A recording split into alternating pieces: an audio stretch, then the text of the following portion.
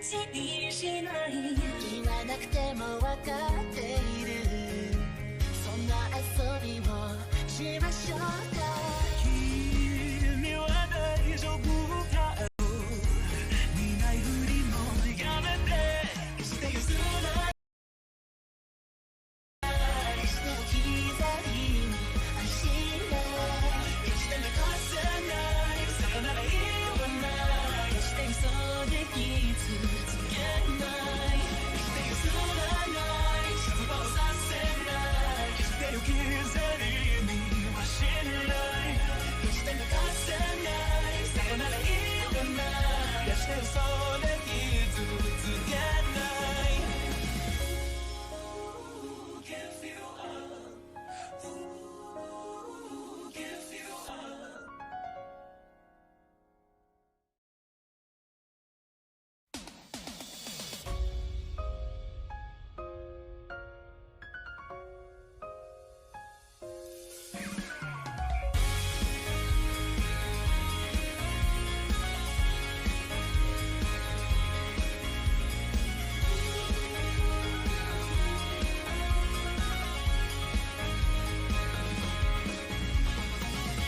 愛のルールは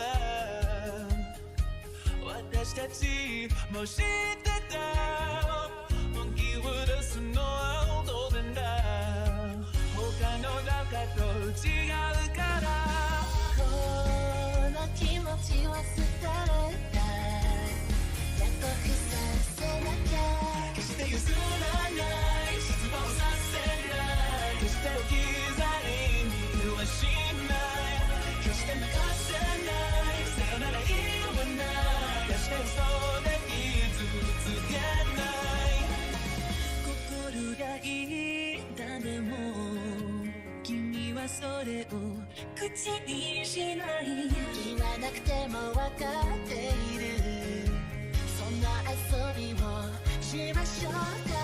君は大丈夫かと見ないふりもやめて、決して譲らない、失望させない、決して置き去りにはしない、決して残さない、さよなら言わない、決して嘘で傷つけない、決して譲らない、失望させない、決して置き去りにはしない、決して残さない、さよなら言わない、決して嘘で傷つけない。Give you up, give you up.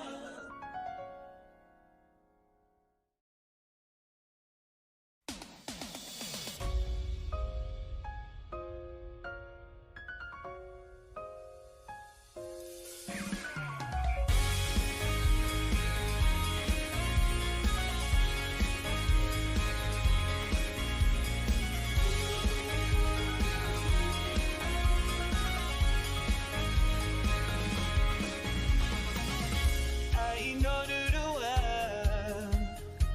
私たちも知ってた、本気を出すのは当然だ、他の誰かと違うから、この気持ちは捨てられた、約束させなきゃ、決して譲らない、失望させない、決して置き去りにはしない、決して残さない、さよなら言わない、決して嘘で傷つけない、心がいいだでも君はそれを口にしない、言わなくても分かっている、そんな遊びをしましょうか。君は大丈夫かと見ないふりもやめて、決して譲らない、失望させない、決して置き去りにはしない、決して残さない、さよなら言わない、決して嘘で傷つけない、決して譲らない、失望させない、決して置き去りにはしない。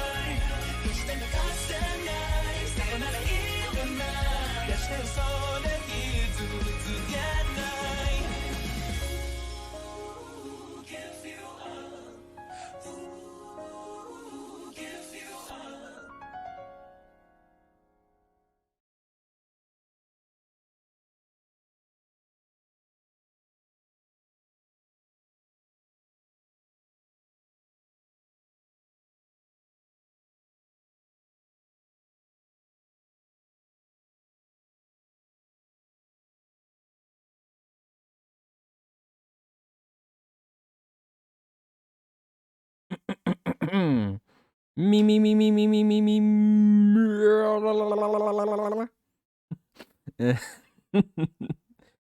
Hello, hello, hello. Hello. Hello. Hello, I'm just a little guy. How are you? I'm ready to play Dark Souls. You ready to watch me play Dark Souls? I'm ready to play Dark Souls. Dark Souls 2. I'm just a little guy. That drains. Okay, I considered watching all at once, but that drains the battery. So, likely open laptop and have 2 up at a time. That's fair. Hey, you do you, Vash. Whatever you gotta do to watch all your favorite streamers, that's what you do. I just appreciate that you stopped by to say hi. So hi! And hello, people of the internets. It is time to start the second game in the Dark Souls trilogy. Specifically, Dark Souls 2. Scholar of the First Sin edition, which is actually slightly different than the base game that came out back in the PlayStation 3-ish era. So, there are differences between this edition and the regular edition. I'm playing this one because it comes with all the DLC and shit. Because I want to do all the DLC for all the Dark Souls games, so I can complete them in their entirety. Alrighty. Yeah, I know. I'm not online. You don't have to tell me. You don't have to tell me every single time. New game. Now, Dark Souls 2 is probably considered the weakest game in the trilogy, and possibly the weakest game of all the FromSoft Souls-like games. And there's a lot of merit to that, I will say. But there's also, I feel, a lot of over-negativity about the game. It's not as good as the first one in a lot of ways, but there were a lot of quality of life improvements that they brought over to this game that they continued throughout all the other games. So it has its merits. Now, do those merits equal enough to make the game good? It's debatable. And that's certainly something that is debated. I like this game. An augur of darkness. Your past, your future, your very light. Oh no, she's melting! She's got a terrible case of melt face. None will have. You won't even care. By then, you'll be something other than human. A thing that feeds on souls, a hollow.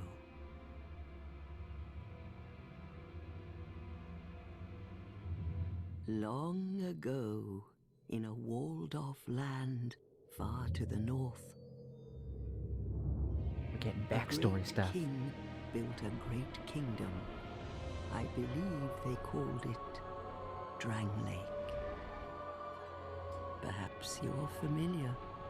I mean, I am. Some people might not be. But one day, you will stand before its decrepit gate without really knowing why. And that day is today. Because we're obviously to get all the way to that place in one stream, right?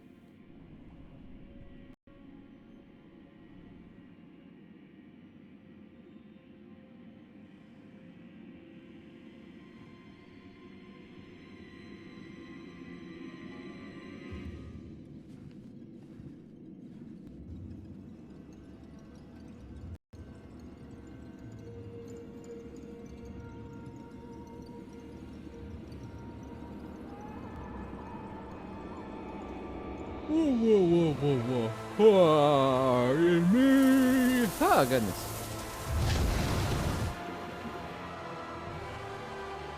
Today hasn't been a particularly busy day, but I'm still very tired for some reason.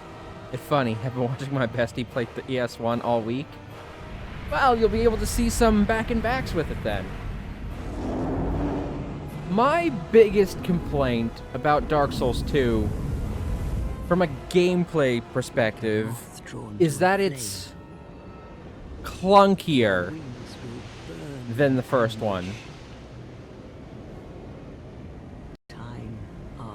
Oh boy! I love going in giant holes that lead to somewhere that I don't really know. That's what I like to do on my weekends. Which I guess this is. Haha! Got it.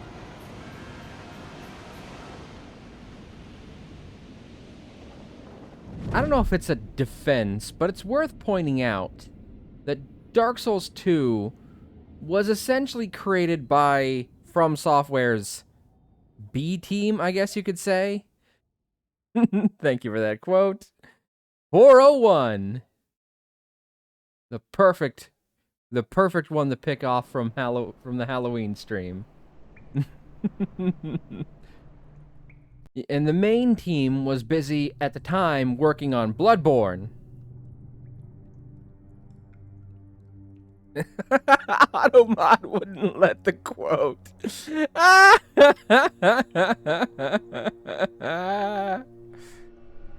Oh, Automod. No, it happened. It went through. It just got caught by Automod first.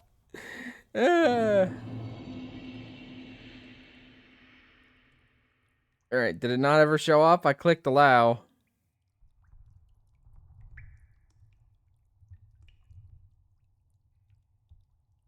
Hold on, let me try it again, in case you... Ah, shit, that's just quote. I forgot to type 400. Gotta type numbers. Yeah, that's just 99. I forgot to type 400. There you go. There we go. Automod caught it the first time. So I had to allow it, and I guess it didn't put it through in chat on your side. So, there you go. Now that I've clicked allow, Automod should let it through.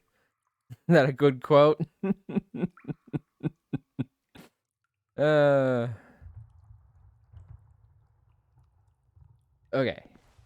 So yeah, the main team at FromSoft was busy working on Bloodborne at the time that this game was also being made. So most of the top talent in that particular studio was not working on this game. And there's a lot of things in this game that really shows that while it holds up fairly well as a Dark Souls game in general, there are some clunkier aspects. First of all, you might note how the movement is kind of clunkier. Ah, that is a thing. Like, just the movement is less fluid and more kind of boxy, just with me kind of walking around. You also might be wondering, what the fuck? You didn't get to make your character. We'll get to that. Right now, I'm a literal blank slate. Look at me!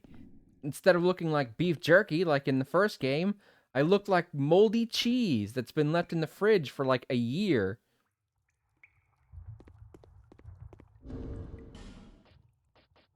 So yeah. You start out like this no matter what build you end up doing. And you'll get to make your character in a minute.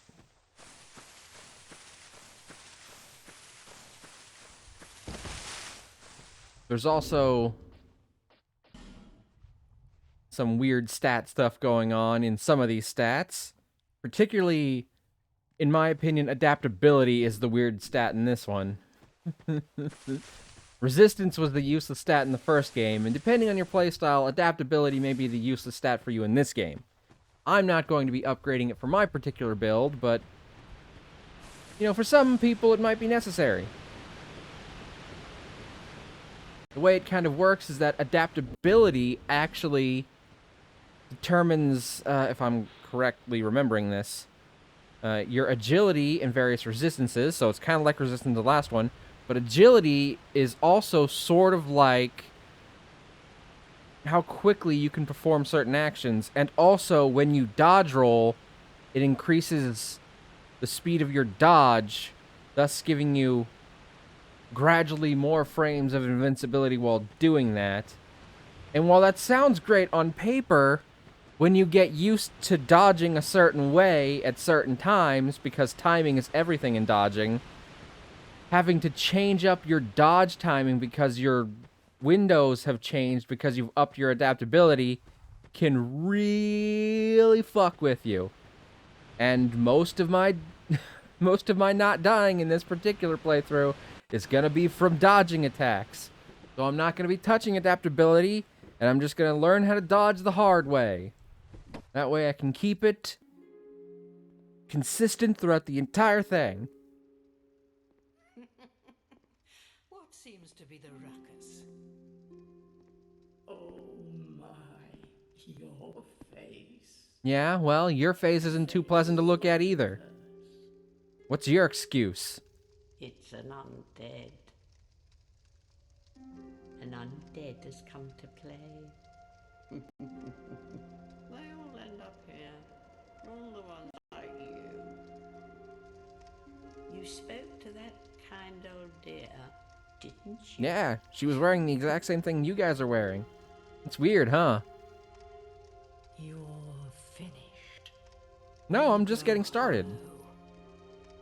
I'm already hollow, technically. Yes. You'll become one of them. Hollows prey upon men, feast upon their soul. I mean, I'm not fully hollow, but I am still technically hollow. This is the fate of the cursed.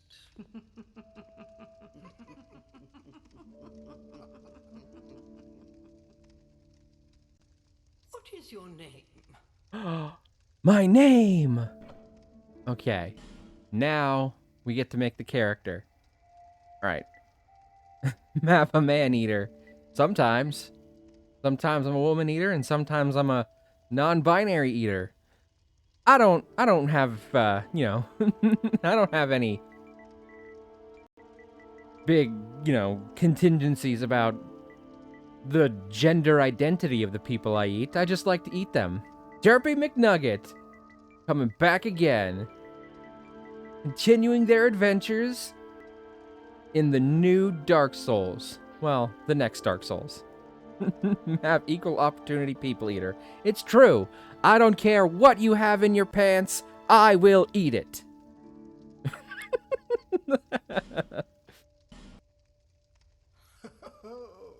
At least you know your own name. Here's your reward. With consent, of course. Let's let's really specify that one though. Human effigy. I've never effed a G. Take a Wait, what? closer look. Who do you think it's supposed to be? Think back, deep into your past.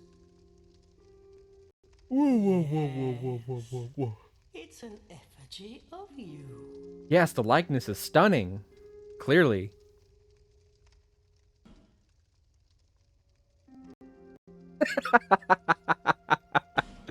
Oh, okay. Thank you, Vash. Alright, which one of these is... Okay, so we're also going to be doing a similar build that we did in the first game. Which means mostly magic with some physical ability.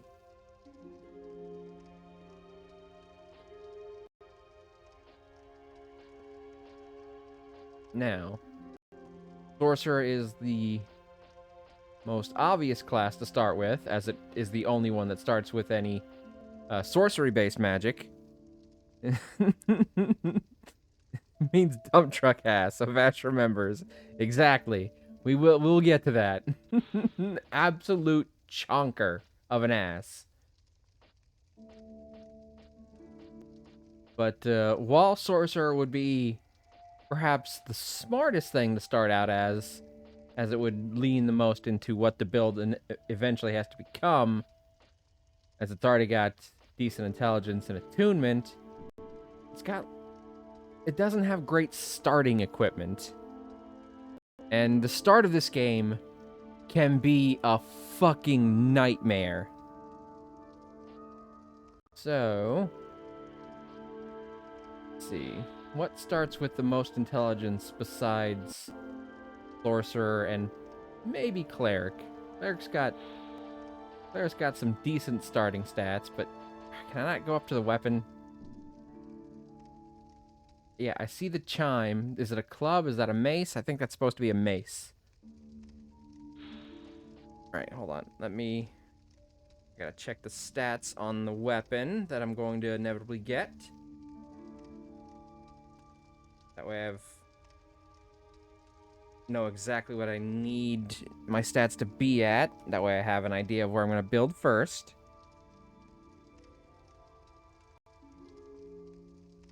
Let me just look that up super quick. Should have already had this up, but eh.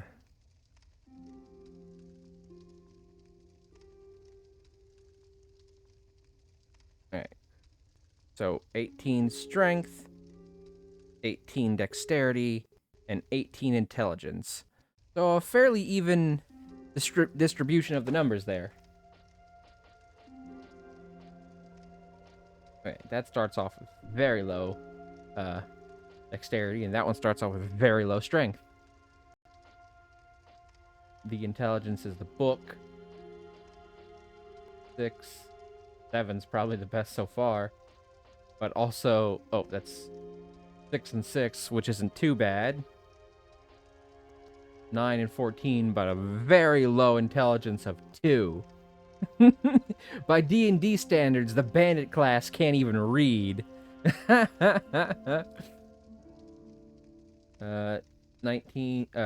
16, and 6. That's not terrible. In fact, the dexterity is almost practically there.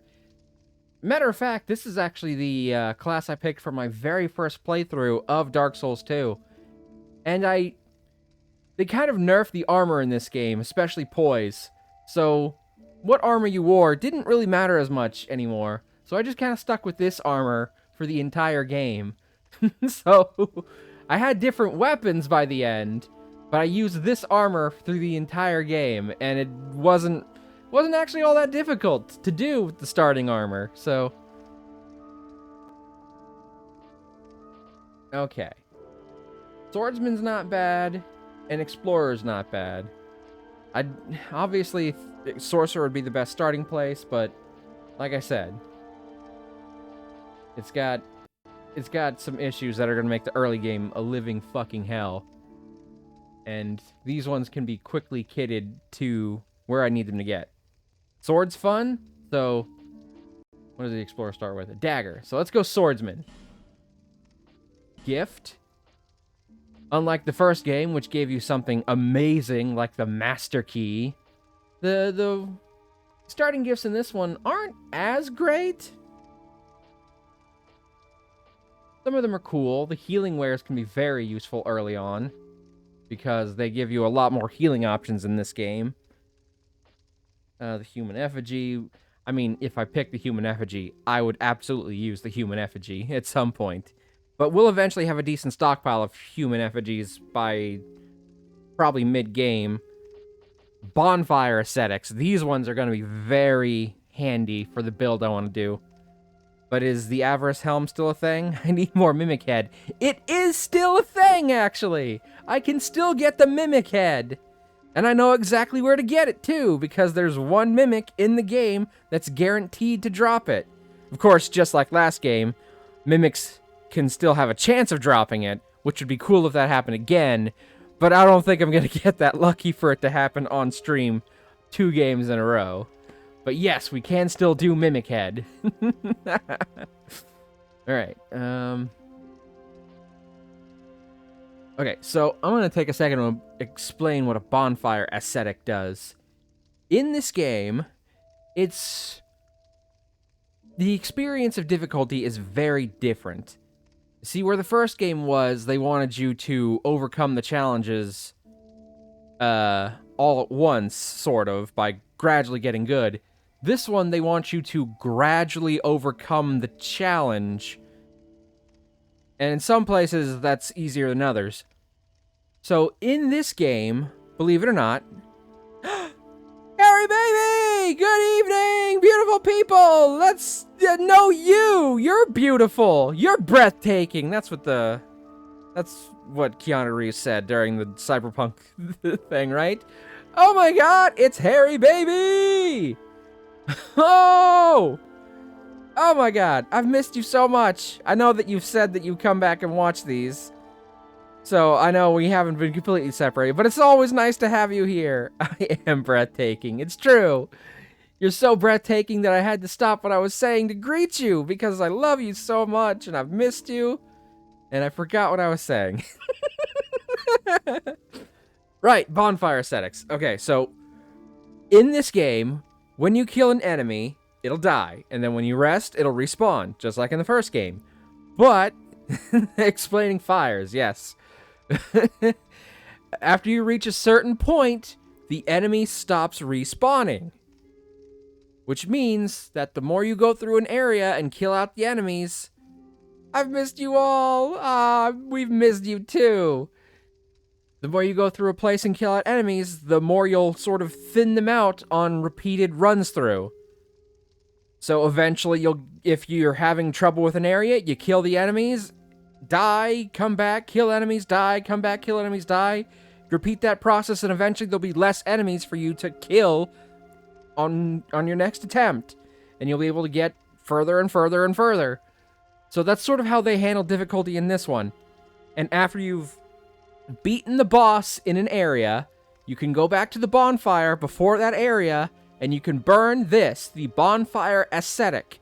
It will respawn all the enemies, respawn the boss, bring in some new enemies, respawn all the treasure, and everything will be a little bit harder than it was the first time around. I've never played any Dark Souls games. I'm excited. Well, you've picked the right one to start with. The one that's everyone agrees is probably the lowest rated one. Bonfire works weird this time. Yes, it is weirder. I will admit, it is definitely weirder. You gotta remember, though, this was done by sort of the B team at From Software. So, and this was only the second game. It's not like they'd had an established formula yet. They wanted to try something different. I don't think it worked out as well as they wanted to, but it'll be fun to watch friends play. Yes.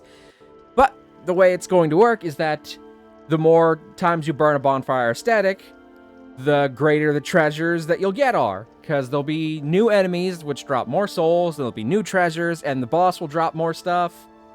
Like, if you kill a boss after you've burned a bonfire aesthetic, they'll drop more souls, they'll be harder, and you'll sometimes get bonus stuff from them, like extra items. Like, if you burn a bonfire aesthetic for a certain boss, it can drop a ring that's an upgraded version of a ring you can get that increases stamina regeneration. So there's benefits to doing it. And to get the weapon I'm trying to get for this playthrough, I'm going to have to burn a bonfire aesthetic for a certain boss at least 2 times. So that means I'm going to have to fight one boss at least 3 times. Because I gotta kill it once the first time, I gotta kill it the second time to get a soul, which will allow me to get my weapon, and then I gotta kill a third time to get that same soul that I can get for the strongest spell in the game. Since I'm going for, big sword, big spell. So I gotta kill one particular boss 3 times. And I hope you're not arachnophobic. Hint, hint.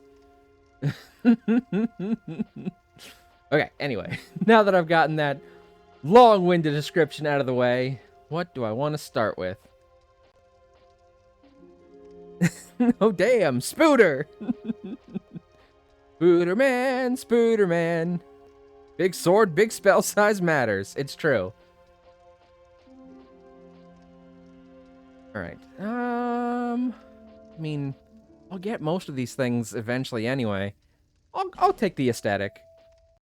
Aesthetic, no, aesthetic. Ugh, I'm so bad at mispronouncing aesthetic as aesthetic. The words are very similar. No, I don't want a complete creation. How do I go over to... Okay, there we go. Alright. We're recreating Derpy McNugget, so... Let's see. I think this is the one with the chunkiest ass. And Derpy McNugget was ripped, so... Is Dev their fault for naming it that? What were you supposed to say for real? I actually agree. I feel like... bonfire aesthetic is close to what it actually kind of is, because you burn at the bonfire, and the entire aesthetic of the level resets. Acidic. That's good too. Alright, I believe Derpy McNuggets had pointy hair that was red like ketchup. That's a little bright, though. That's a little bright. Even for ketchup, that's a little bright. There we go. They give you a better ability to customize in this one, so that's something. Oh god, I know. I believe Derpy McNugget was very pale.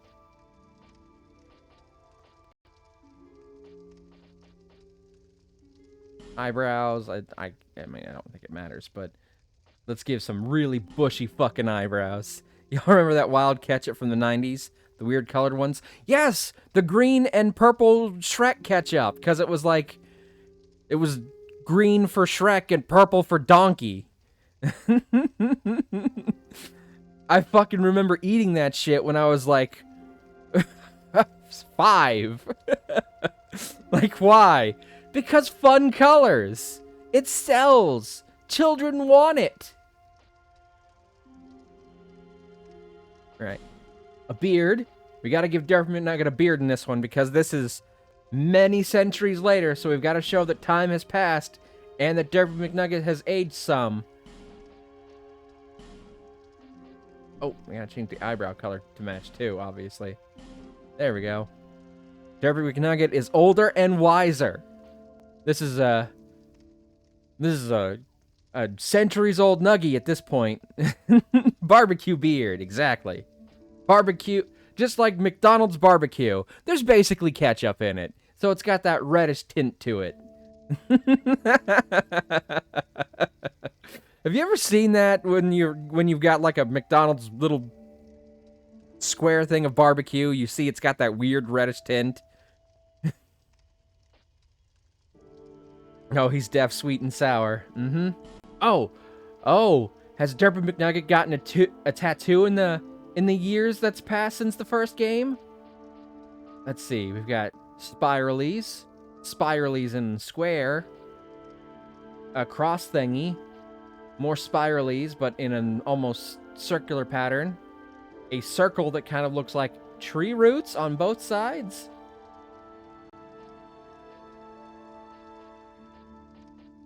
Ooh.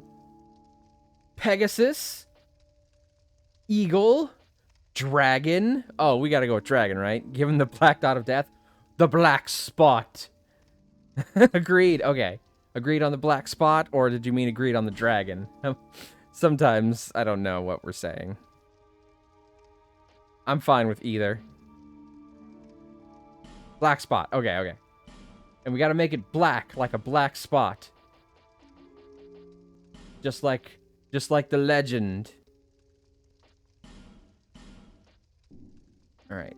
Can I move the tattoo? I thought I could remove the tattoo, but maybe I can't. Opacity. Opacity's nuts! Haha! Nailed it. Got a big moldy nugget by now. It's like a giant mole, right? Hold on. Doesn't need to be quite that dark. It's like the world's largest mole. I thought I could move it, though. Is that... Can I not move it in the second one?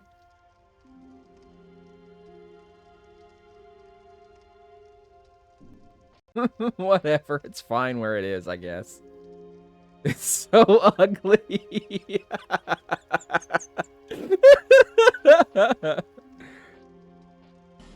Oh, maybe it's in advanced settings.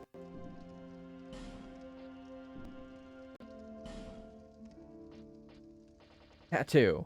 There we go. Ah, there we go. I don't think angle is gonna matter because it's a fucking circle. Nuggy got a bite taken out of him. Oh, wait, hold on. I could make it a mole on the nose. Hold on, hold on, hold on. Size.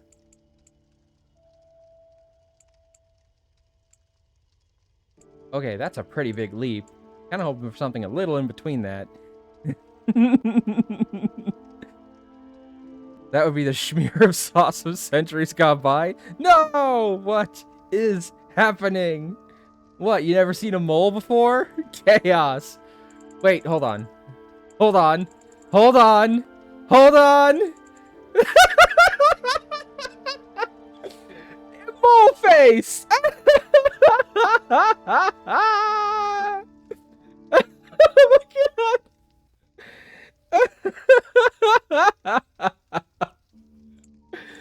Oh my god! It can still go larger, but like by the halfway point, it's taken up the entire face. What is the point of me even going larger at this point?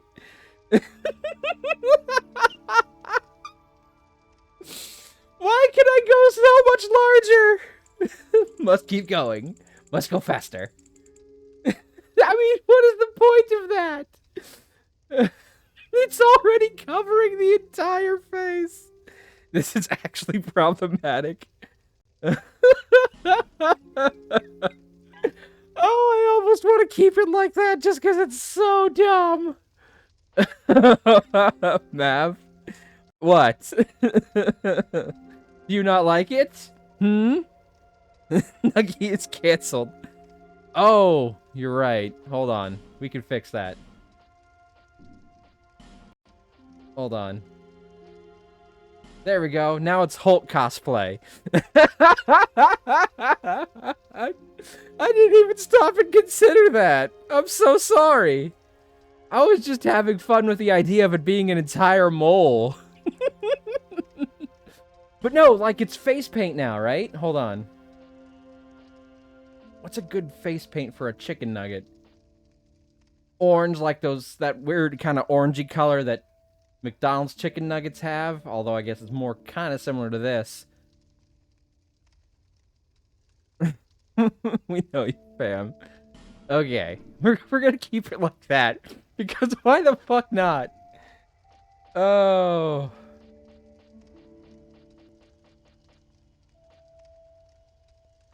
I am sorry that I did not catch that, though. Oh, that was so bad. I was just blown away by how large the tattoo could be, despite how it already took up the entire face by halfway. Hormones!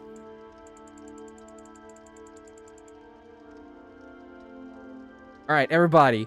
Is Derpy McNuggets taking hormones for transitioning, and by the third game, we'll make a female character because Derpy McNuggets will have fully transitioned to female? I'm asking, is Derpy Nuggets going to be transgender? Do we want transgender Nuggy? Don't want you to get shit later. Yes, I appreciate that.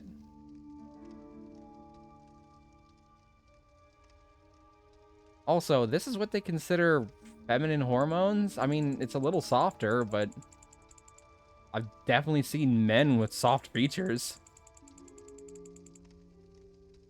I've got very soft cheeks. It doesn't even look like it's becoming softer. It kind of looked like it's slowly inflating?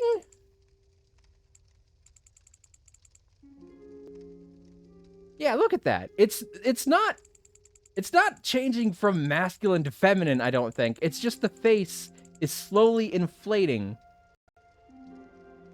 Slider is not great. See, look, it's just slowly... It's like blowing into a balloon. We'll do that because I like the chunkiness. We'll... And I think we'll possibly make a female one if we want to keep doing that. If I remember. I don't know how long this is going to take me. Form emphasis. Weak or strong. Hold on. Wait for it.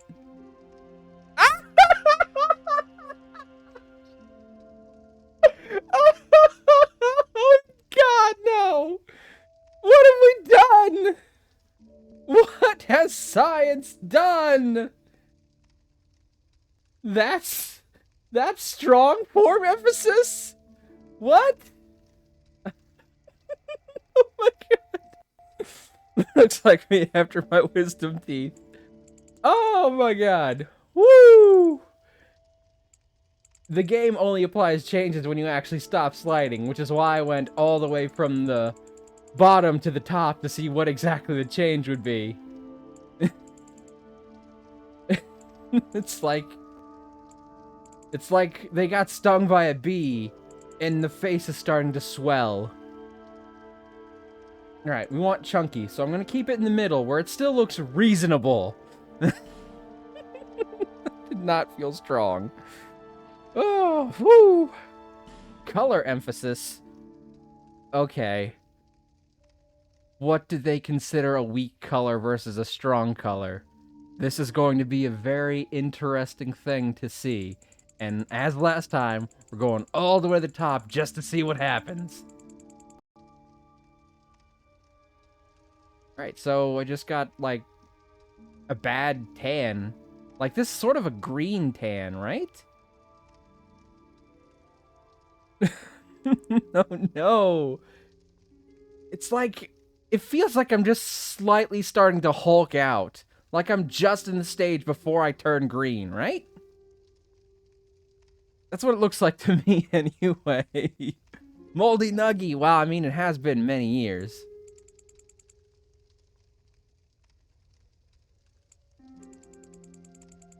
I guess the Hulk would be pretty strong.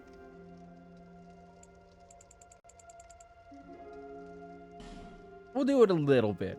A little bit of green. For the age of the Nuggy. Skin color 1, 2, 3, 4, and 5. Oh, that's right. You could get, like, really fucked up in colors by this point.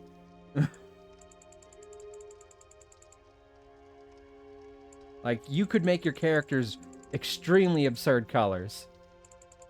Kind of reminded me of Waka there for a sec.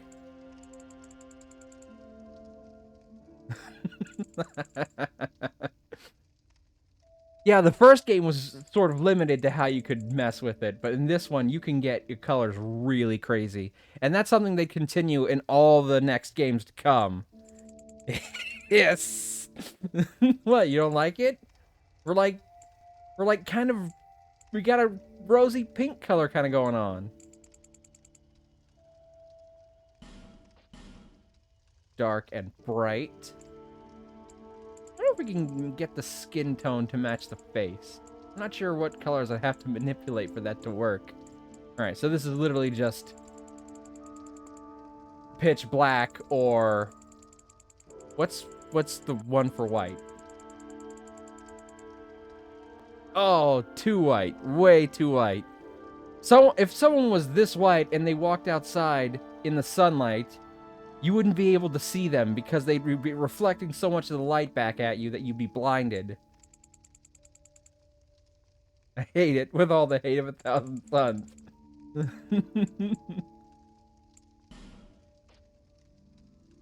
It me. Okay, orange. We can find blue and orange. I guess they are opposites on the color spectrum. And that white. Ah, yellow. Okay. See if we can't get it close enough to the face. We might need to take off a little bit of orange. That looks good.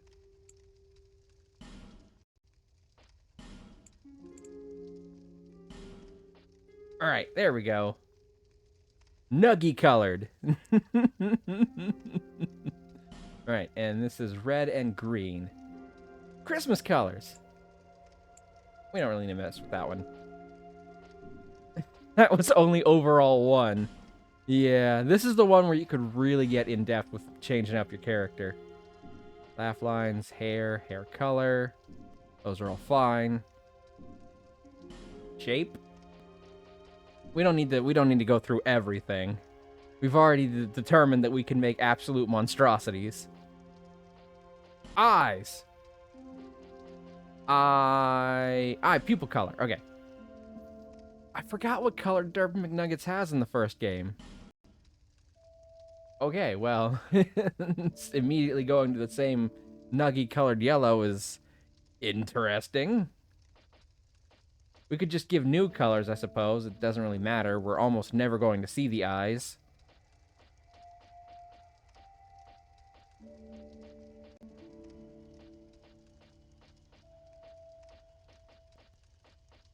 The bright colors almost make it look like Derpy is blind.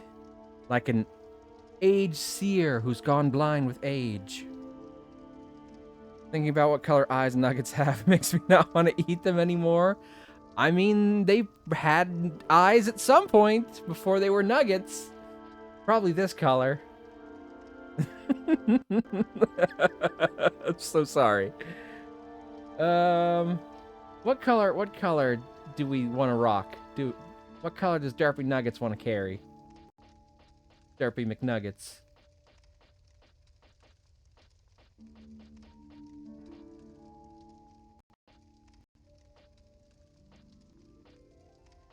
Do we go red for the continued ketchup theme of the face that's kind of going on? Do we have it, like, match the same kind of yellow that the skin is? I like how the people color changes the iris instead. Yes. Hi, Owl. Hi. Welcome in. How are you doing, friend? Definitely not a furry. Did you all know that? Our friend Owl here is definitely not a furry. But yeah, it does say pupil color, but it changes the iris. That's weird, isn't it? Oh my god. Also, Owl, fantastic musician. Not a furry, and a fantastic musician. Hold on. Can I do... I hope you don't mind. Boom! Haha! I'm gonna just do a little shout out for Owl.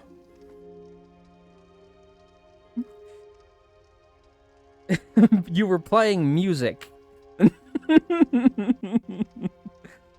Ah, you're welcome, Owl. I'm so glad you could be here. You're just in time, because we're just still making our monstrosity of a character named Derpy McNuggets. Okay, I'm just gonna go black. We're not just pure black like a chicken would have. We're not gonna see the eye color basically at all, unless I deliberately zoom in on the eyes. We're basically gonna be staring at Derpy McNugget's ass for the entire game.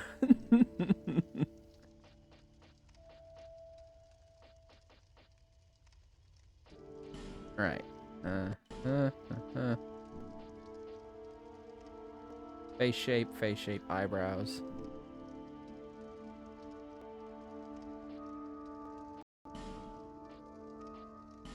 Alright. We got chunky ass build and ripped as hell build. Alright, I think we're good. We got our Derpy McNugget ready to go for the next Dark Souls. Now, we don't have any magic yet, but we can get some pretty quickly. I know exactly where to go to find the magic teacher. To break the curse. You're no different, I should think. Oh, Owl, though, you did miss some absolute monstrosities that we created while fine-tuning this. Get hyped for the bonfire aesthetic. Yes, and also for the bonfire aesthetic. Which is how it's pronounced. But I'm probably going to make that mistake a few times, too. It's so close. It's so close to the word. I can only imagine. Trot along to the kingdom. I don't trot. Do I look like a pony to you? I'm a chicken nugget, thank you. They're all that keep you from going hollow. Oh, I'll fool you no longer. You'll lose your souls. All of them. Probably. Over and over again. Also probably.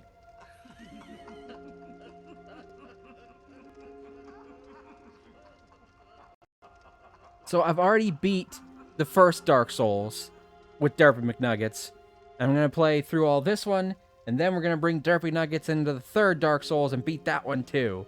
And we're going to do a similar build in every single one. Worst tea party ever. I know, right? These ladies are not particularly nice. Okay. So we got life gems. We've got 2 swords. Oh, that reminds me. Can I power stance with... Okay. In this game, they introduced something when you're wielding 2 weapons in either hand called power stance. And if you meet the right stat requirements, and I can't remember what it is off the top of my head, I think you have to be 1.5 times the 1.5 times what you need to wield it. You hold down triangle, and you'll enter a specific dual-bladed stance where you can swing both your weapons at the same time. So, this one would take 16, so half of 16 is 8, so I would need 16 plus 8, which is 24, so I would need at least 24 dexterity to power wield this, just by itself. And I would need 15 to power wield this one of dexterity. And similar with strength. Half of 7 is 3.5, let's round up and say 4, because I'm sure that's how the game rounds it up. So 7 plus 4 is 11, so I would need... If I wanted to power stance both these weapons, I would need 11 strength and 24 dexterity. I'm not even going to get to 24 dexterity in this run, so... We're limiting strength and dexterity to just what I need for the Moonlight Greatsword. So our primary stat we're going to be building up is Intelligence, because we're going to be spellcasting and using a magic blade. A magic blade! Alright, this bonfire has been lit. Alright, see? Here, we can burn human effigies, bonfire aesthetics, and undead bone shard, which we don't have yet.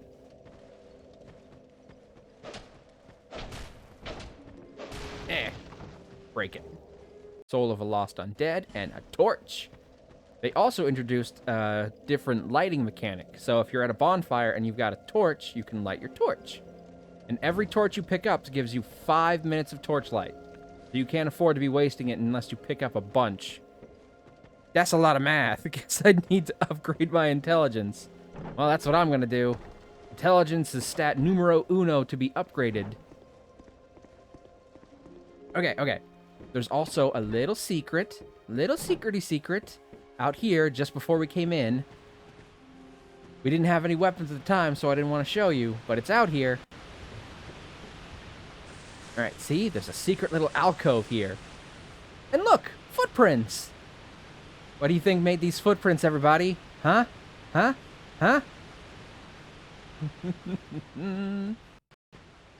We're about to make a chonky friend.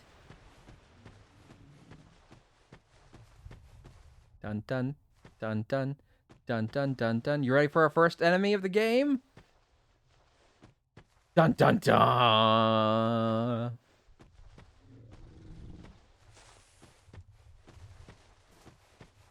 Behold, Cyclops. Why is it Cyclops, you ask? Because it's got one eye. And it's very strong. Ah, but he's so cuddly. He'd also be very hard to kill right now, so we might come back for him later. But he drops a special ring that I might want to use later on. So, once we get a few level ups, we'll come back. Maybe once we have... He's hungry for dogs! Bunny, 100%. You're right, it is a bunny. Look at that. See? Look at that face and tell me that's not a bunny face. Right? That's totally a bunny face. It's got a bunny eye, a bunny nose, a bunny horn, bunny tail. Definitely a bunny. A big, thick, chonky bunny. And he can also sit on you if you try and attack him from behind, and that is a devastating attack. But yes, this is a special enemy that will drop a ring. There's plenty of other Cyclopses in the game that will not drop rings. This one's just a special one. Exactly. He's just a little guy. He's just a little guy over there. He's gonna drop a ring. He wants to be friends.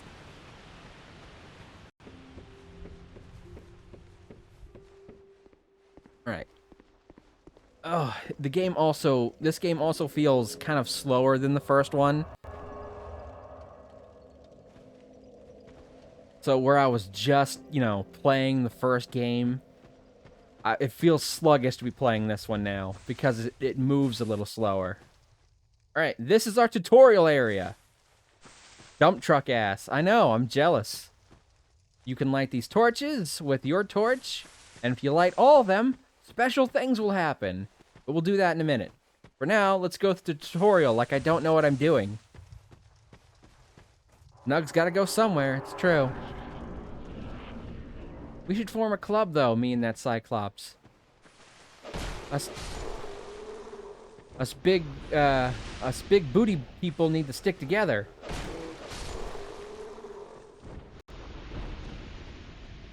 It's hard to tell that Derpy McNugget is supposed to have just a colossal ass, because it's actually a very flattering robe.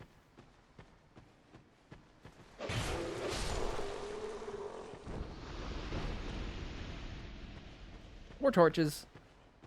Yeah, we've only got less than 5 minutes of torchlight right now, so I'm not gonna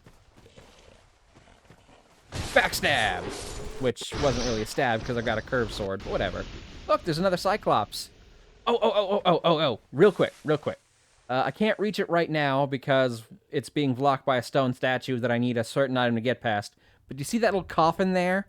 Remember how the coffin in the first game, if I sat in a while, it would teleport me to a giant skeleton guy? Well, this coffin does something similar, except instead of teleporting you to a giant skeleton guy, it changes your gender.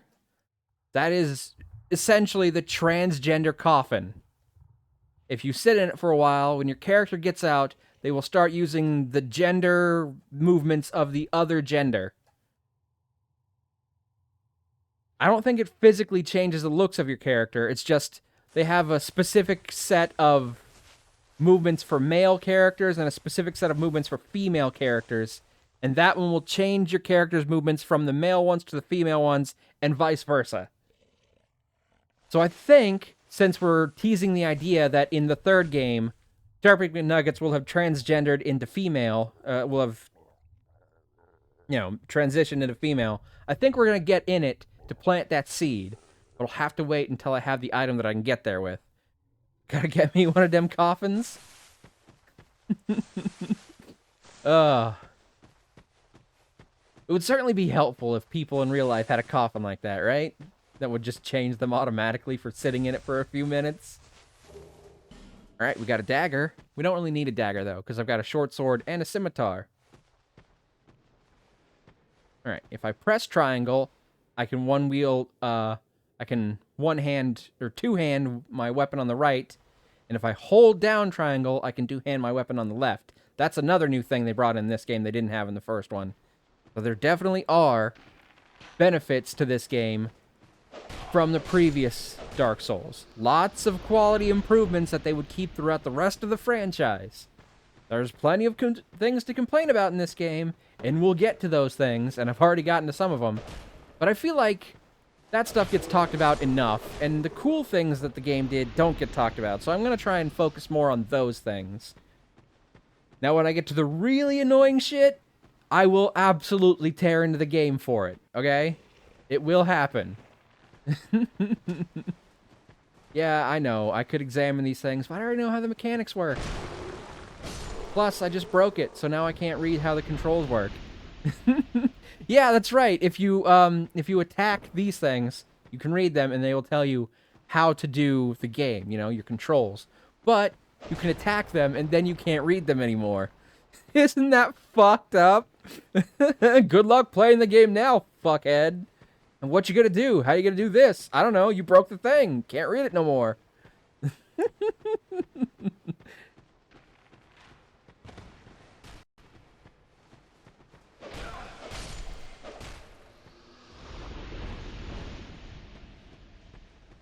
They really said get fucked.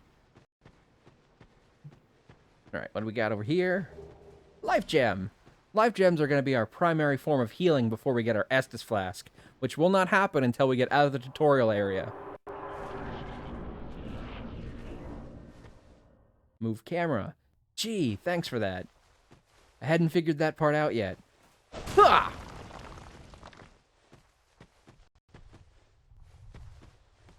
Remember our friend from the first game, the crow that we could trade with? Yes, you!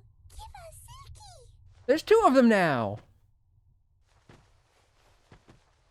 Alright, I don't have anything to trade with them yet, but I'm going to kick down this ladder so I can get to them faster whenever I come back. Wait. I gotta get that item. Alright, okay. Here we go.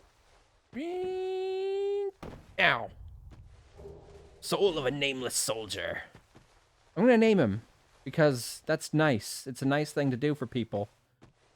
From now on, that soldier's name is Steve. There. Not nameless anymore. Forever, they will be known as Steve. So we got Steve's soul. What? Okay. One of the things that I can really complain about in this game.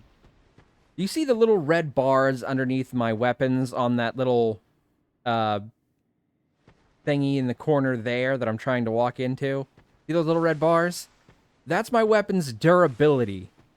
Durability in this game is absolute horseshit. Especially depending on the weapon. So, repairing equipment is very necessary at certain points. Or just having multiple items to fall back on. As you can see, we've barely gotten started. I've already lost a chunk of durability for my scimitar. And if you attack anything, it goes down. Doesn't matter if you hit an inanimate object, if you hit a wall, if you like bounce off the wall because you missed your enemy, you'll still lose durability. So. Ah. Curved weapons like the scimitar have very low durability to begin with, so.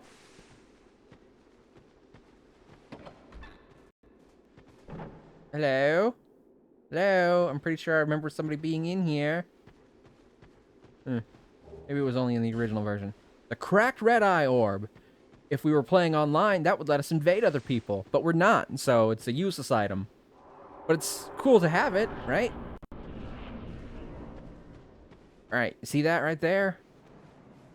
That's the statue I need to get past to get to the coffin. It's a stone statue. There's an item in this game called the Fragrant Branch of Yore that you can use to turn people from stone back into not stone.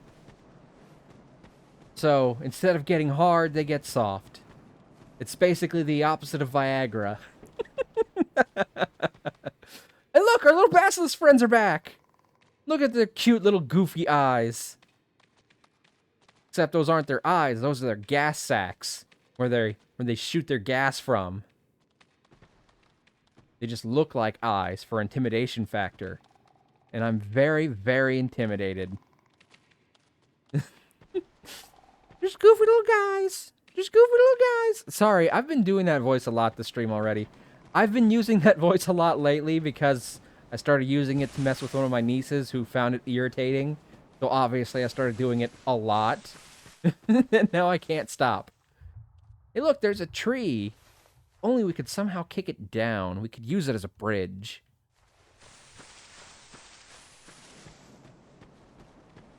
But yeah, I've just been talking in a voice like this, and it's really been annoying one of my nieces because she says it sounds like Elmo. And she's at that phase where she doesn't want to use where she doesn't like any of the kid stuff anymore. So she's annoyed by Elmo. And I keep doing it. Because it annoys her, and I find that extremely funny. He's just a little guy. Just a little guy. That voice. Yeah, you're either gonna love it or you're gonna hate it. But I've been using it a lot, so I'm probably gonna slip into it every once in a while. Let's go! Just a little guy. I love it. Welcome to Majula. What I believe is the greatest hub world in any Dark Souls game.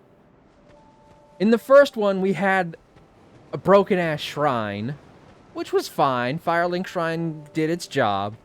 In the third game, we're going to have a dark shrine.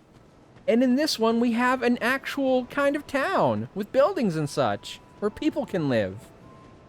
Ah, oh, Majula is so pretty. Look at that. Look at that light. I love Majula. I will defend Majula to my dying breath that of all the hub worlds we have in all the Dark Souls and all the Bloodborns and all the FromSofts, this is easily the prettiest, the most beautiful. It's almost as bad when Mav does the ooh-woo voice. Oh god, smooth talker. Hold on. Owl, I'm going to apologize for this. I think this might be the first time... Oh, and a song, too! Just going right for the fences. I think this might be the first time you had to hear this, but I'm going to set a time limit for 10 minutes that I'm going to have to talk in a very smooth voice. And since Vash also demanded a song from me, I'm going to sing in a smooth voice. It's going to be an experience. 10 whole minutes. 10 whole minutes of the voice. Only certain amount of time for the song. Okay, well, I'm getting the timer set up. Do you have any request for the song, Vash? It is! I don't know what to expect. I can't wait. Do you have any suggestions, any requests before I do this? Something Disney. All right. Hold on. All right, I'm going to go over to our singing screen real quick. Hello. That way the game audio doesn't get in the way.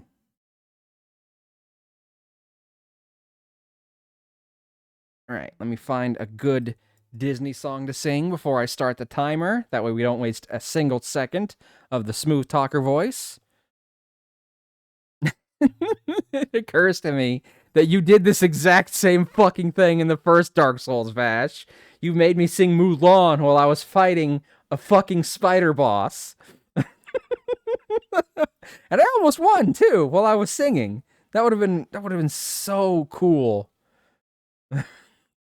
It's tradition now. What? I would never. Sure. All right, okay. Something Disney. Let's see. A good Disney song that I like to sing. All right, does anyone have a specific Disney song they'd like to hear me sing? Entirely unintentional, but yes, tradition now. So we'll have to do it in Dark Souls 3 then. And if I play Bloodborne, we'll do it in Bloodborne, and maybe Sekiro, and Demon Souls, and Elden Ring. All the FromSoft games. Let's see.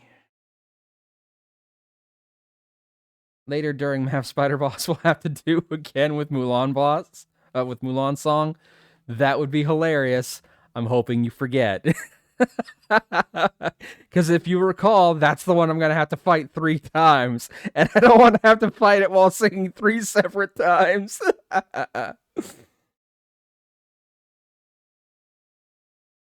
Alright, let's see.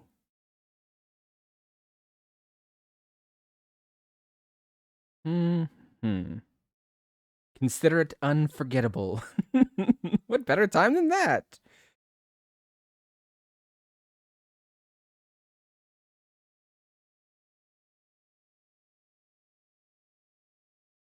Okay. I'm going to go with something a little lenient on my voice. Because I'm already going to have to do this in the fucking smooth talker voice. Alright, hopefully this is just a karaoke version. Alright, I'm going to start the timer now. So, for the next 10 minutes, my voice is going to sound like this. Oh, nope, ads. We don't want ads. Let's mute that ad before it plays for anything. No, thank you. Alright, here we go. You ready for this? They're doing an intro thing, because this is the karaoke channel.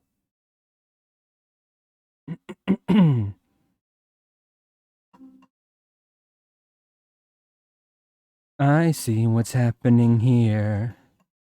You're face to face with greatness and it's strange. You don't even know how you feel. It's adorable. Well, it's nice to see that humans never change. Open your eyes, let's begin. Yes, it's really me, it's Maui. Breathe it in. I know it's a lot. The hair, the bod. When you're staring at a demigod. So what can I say except you're welcome? For the tides, the sun, the sky. Hey, it's okay, you're welcome. I'm just an ordinary demi-guy. What has two thumbs and pulled up the sky? When you were waddling yay high, this guy.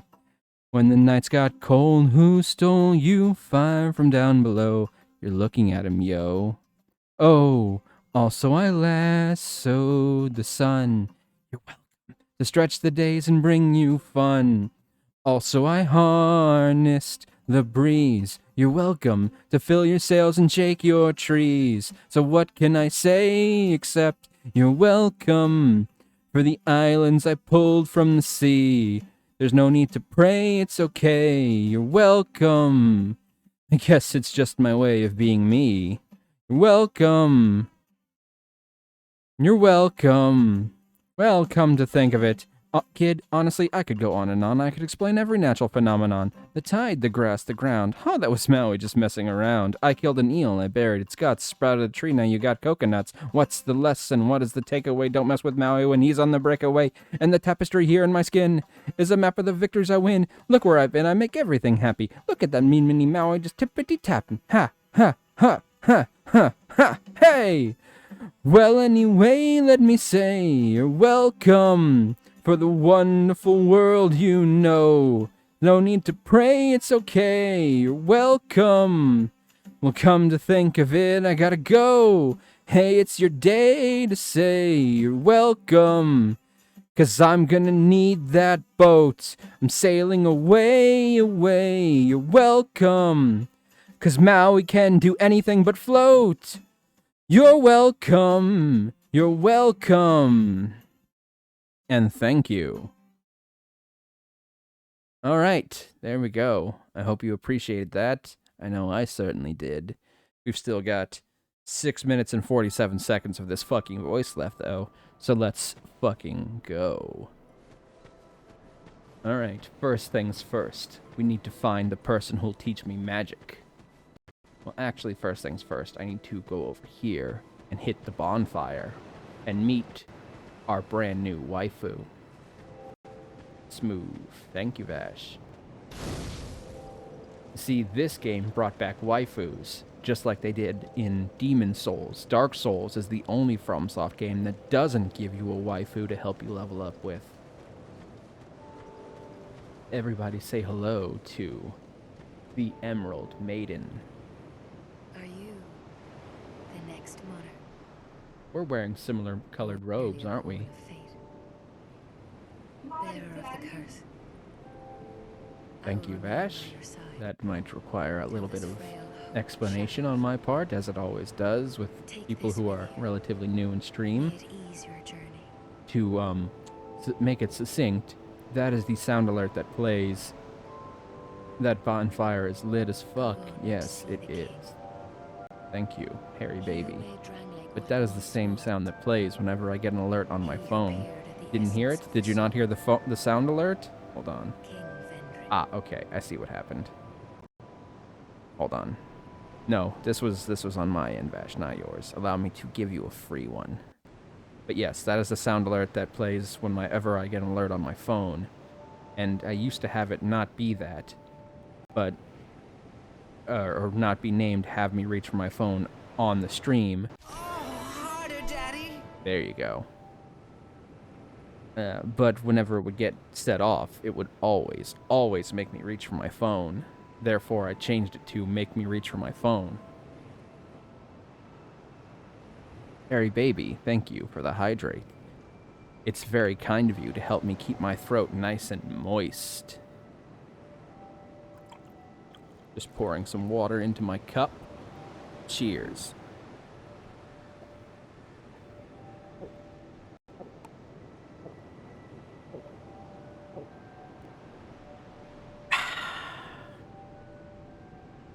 I hope you all also had something to drink. Bearer of the curse, seek misery. Oh, I have a chat. I already know misery. Greater, stronger souls. You will never meet the king with a soul so frail and pallid. Well, That seems kind of mean. Maybe my soul isn't frail and pallid. Maybe your soul is frail and pallid. You ever think about that? Wet dat whistle. Gotta moisten the throat. Mm-hmm. Lube is important. Lube dat tube. Thank you. We've got 3.5 minutes left of this, fuckers. So I hope you appreciate it.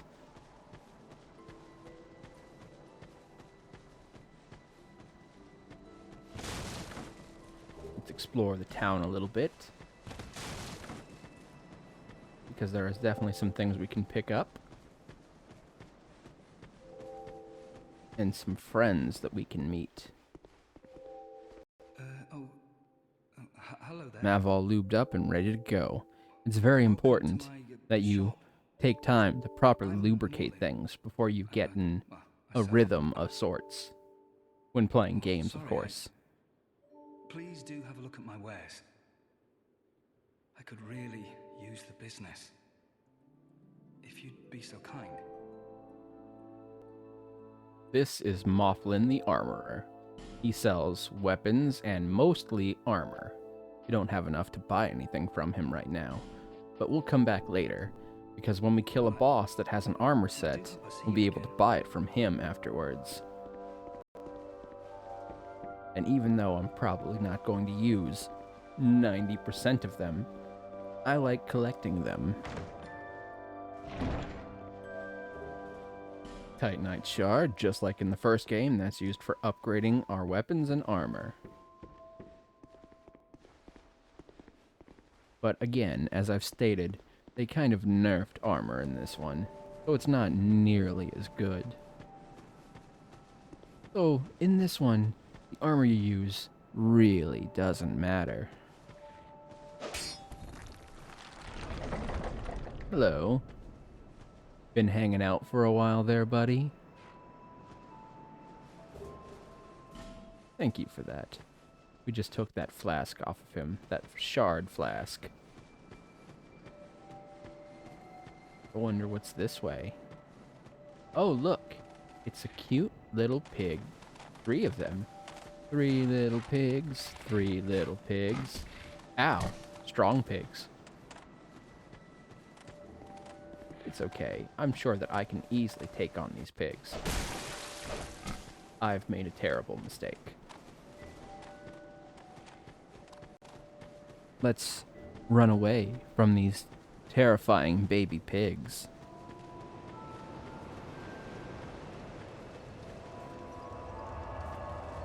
Did you see how little damage I did against that pig? And how much damage it did against me? And that's a common thing for people who are new to this game to experience. They see tiny, helpless, defenseless little pigs and they think, hey, easy souls. And then they get fucking destroyed by those pigs. The pigs of pain. Of course. Well, don't drink the water. I'll have to drink something, though. I guess I'll just have to settle for this Estus flask. We've only got 1 use of it right now, though. Yo, that pig was like, come at me, bro.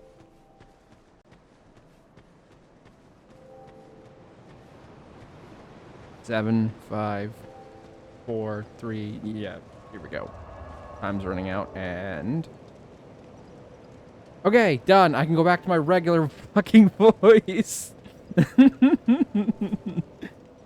I hope you all enjoyed that experience. Okay, yeah, so those pigs, very quick to fuck you up. If you're new to this game and you underestimate them. I don't want to die just yet because I'm still human right now, and early on that's going to be a hard thing to manage. Look, a kitty! Aw, she's so nice and fluffy! The cat we met in the first Dark Souls was fluffy too, but she was large and scary looking, and she had a huge fucking jaw with pointy teeth. She was scary. This one's very sweet. Oh, undead are we? And she can talk too! Not much time remaining. Just about ready to fall apart, I'd say. Not exactly the time to be chatting with a cat. I'd say it's the perfect time to be chatting with a cat. Suit yourself. Oh yes, you may call me Shalqua. Enchanté. Shalqua. Sweet Shalqua. What did you want anyway? Ooh, you smell wonderful. Aw, thank you.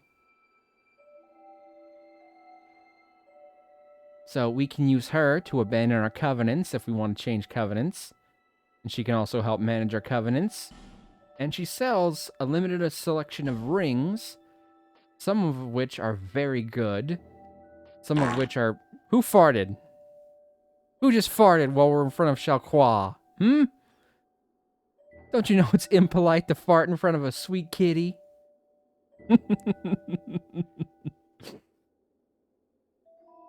Yeah.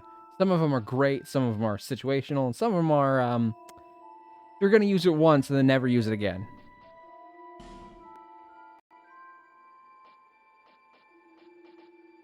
Alright, we'll need some of these to eventually get those mimics. But we don't have any souls. Suited you, I presume. Well, that's dismaying. You guys need to lay off the beans! I know Thanksgiving is coming up, so some of you might be having, like, baked beans or some such thing. But, come on. It's not Thanksgiving yet.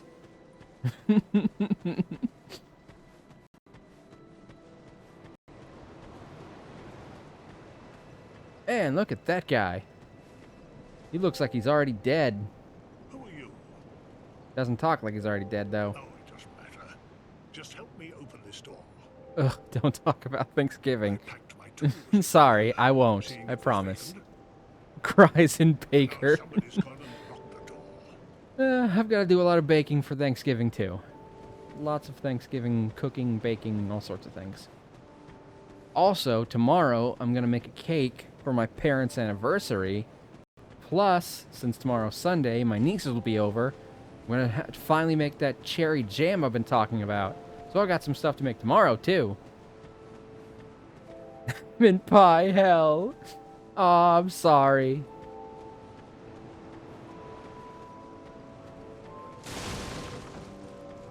Alright. Get how to get this open. Yeah, I know it's fucking locked. Where do I find the key at? I don't remember. I'm pretty sure it's somewhere in town. The question is where? A literal barrel roll. It's true, it was. Hey, look, there's a well. Well, well, well.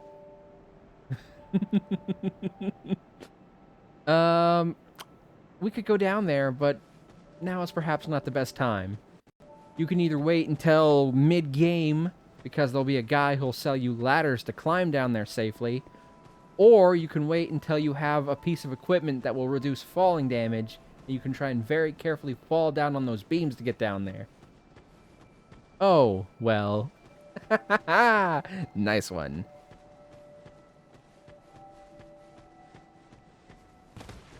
But, yeah, tomorrow's my parents' anniversary, so I'm going to make them a cake.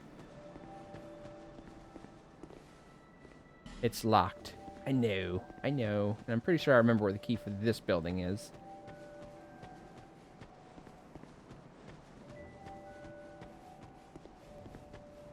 Okay, so there's a couple different places I can go from here. Oh, wait, there's still, I think, one more friend we can meet here. There'll be more people later on as we meet them and bring them back, but just like in the first game, there's plenty of people here in the beginning.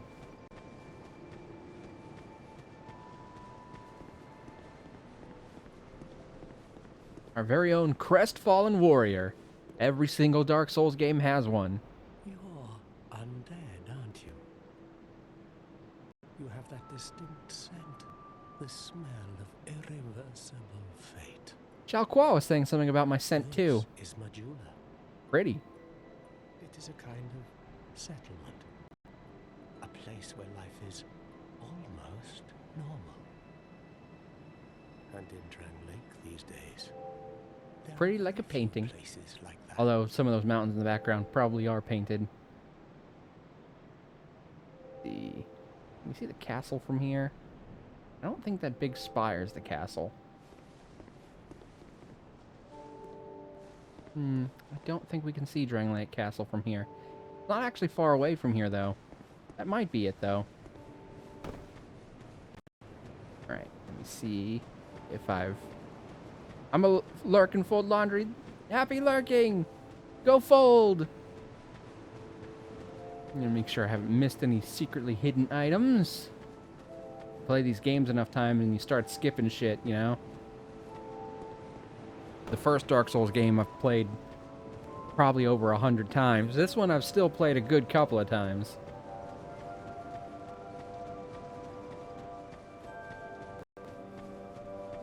Okay.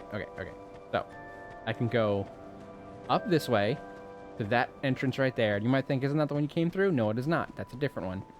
I came through one over there. This is a different one.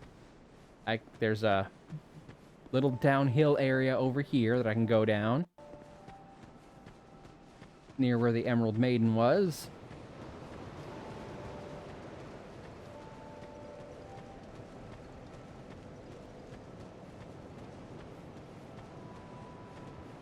Somewhere around here. The hell is it?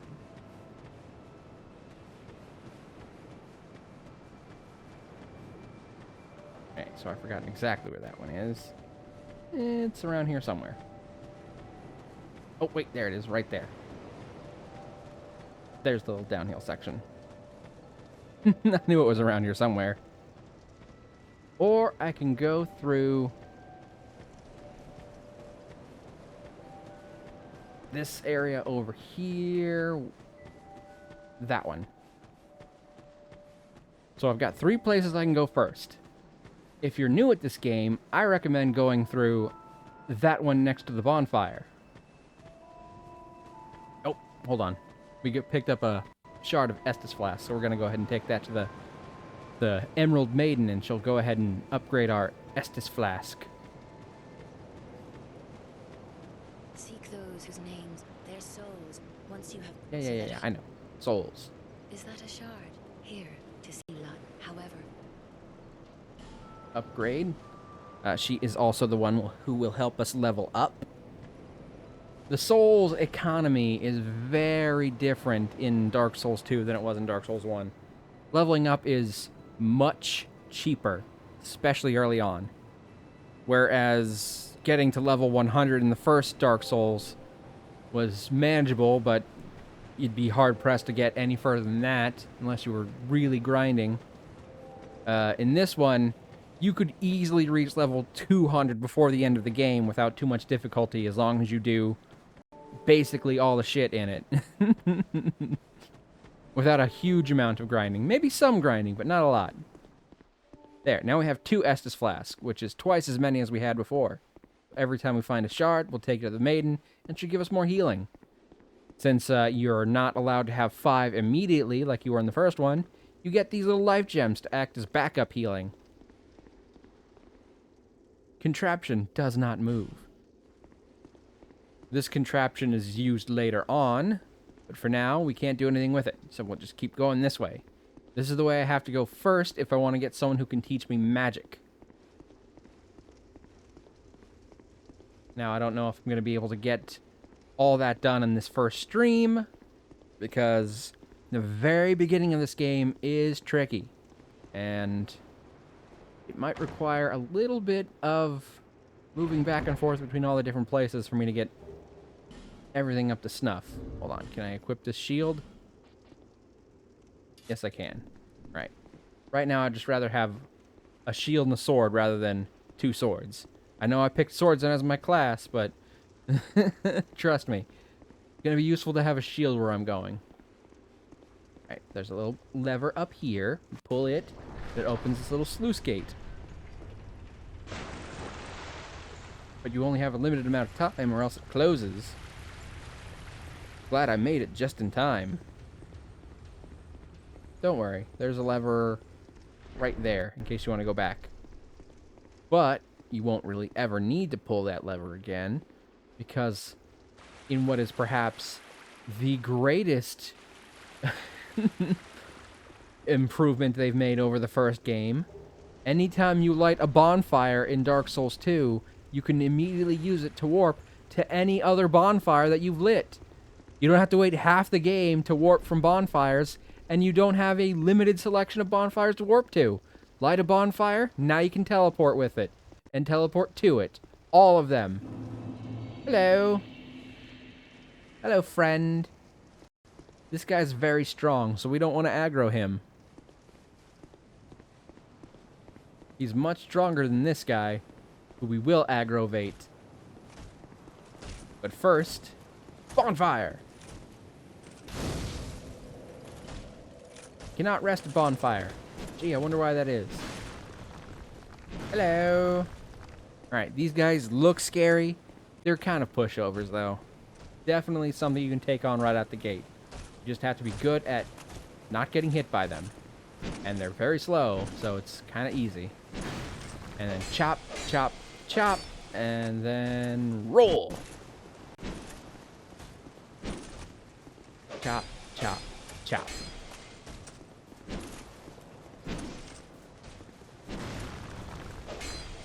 And dead. See? Easy peasy. Now, I'm not saying that I won't ever get hit by these guys. It does happen. But they're generally easy enough to just kind of strafe around. Ah! And that's why you want a shield. Specifically for this one. Oh. Ah, shit. He delayed that last swing.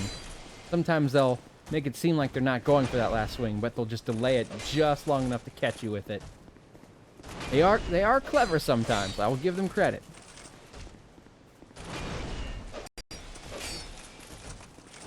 But they are a much weaker version of an enemy you'll fight much later in the game. So, they're decent practice for those enemies.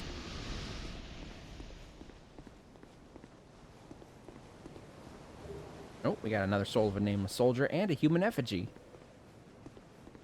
At some point in the game, we will be going through human effigies like fucking candy, so getting a good stockpile while we can is very useful. Alright, you see how I popped that life gem and it's slowly healing my life?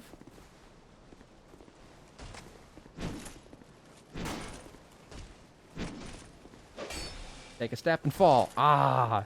It's so satisfying when you can get them to use their own momentum to walk off the fucking bridge.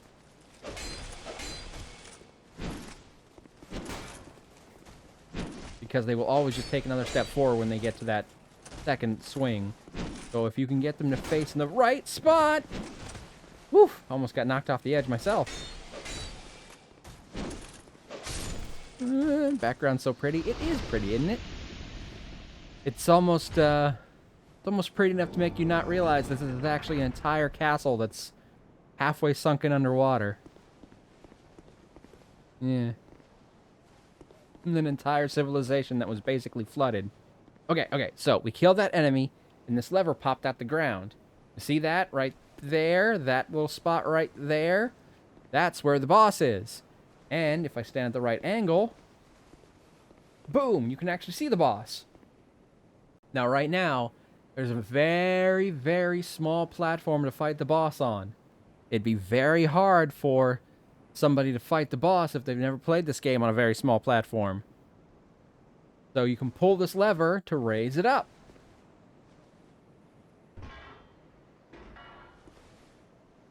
And watch. Look, watch. See? Watch the water. Boom! More room to work on. Fancy a swim? Would be cool to scuba there, but I have too much self-preservation instinct. I don't scuba. Hey, I'm fucking terrified of deep water, so I would avoid this place like the fucking plague in real life. I've discussed before how I sort of have hydrophobia. Not really bad hydrophobia, but I definitely wouldn't visit this fucking place.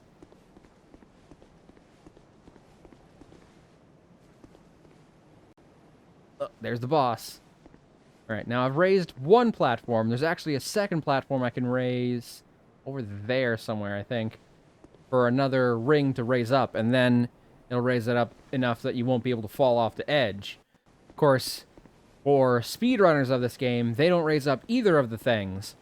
They have a specific method where they get the boss to actually walk off the ledge. And I've managed to accomplish that, I think, maybe once total. So I'm not super confident enough to try and do it here. So I'm just going to go ahead and raise both of the platforms. Alright. See how my weapon is already getting worn out? It's already almost halfway down because I'm fighting these big stone soldier guys. But yeah, going scuba in a place that's like an entire civilization that's half buried in water, that'd be very interesting.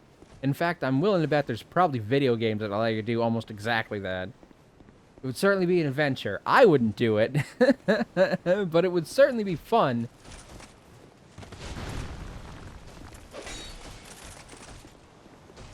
Chop. Oh god, he's going for the big swing. It's easier to get him when he does the choppy, not the swing. There we go. And big swing. And dead. I fought these guys enough that I know their strategy pretty well. It's so cool. It is very cool. And that's another thing I will give Dark Souls 2 credit for. Some of its levels are much prettier than the first one. I think the first Dark Souls has a problem of being a little too dark most of the time. Oh, and since I killed that guy, these two are now chasing me. So, Dark Souls 2 tried to change that by having very bright environments, which, as you can see with Majula and now this place, Hyde's Tower of Flame or whatever it was. First one, Royal Wood, so pretty. It was, but it was also very dark. So they have a lot brighter environments to work with.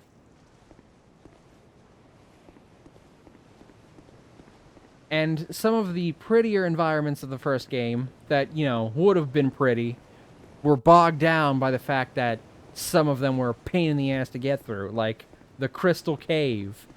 Would have been very, very pretty if it were not also a pain in the ass to navigate. Skelemen blend in with crypt colors? Yeah. Pitchfork stickmen blend in with woods? It's true. So they really dipped more into the color palette in this game. Now, I'm not saying that every level is going to be stunningly gorgeous. It's got its fair share of clunker levels. They've got their standard crypt with skeletons and all that shit. But it is much prettier. Oh, hey, look, over there. By the way, immediately, a dragon. Just like in the first one. Fun fact about this dragon here, it's hard to see him, but you'll see him when I get a little closer. He wasn't originally in that spot in the game in the original Dark Souls 2. He was put there for Scholar of the First Sin Edition. To make it harder to get to that area, which actually has an optional boss in it. A familiar optional boss. Dragons in this series are hoe bags. This one's no different. Alright, I can see the lever over here. Can I just pull this lever? Without anyone getting all uppity?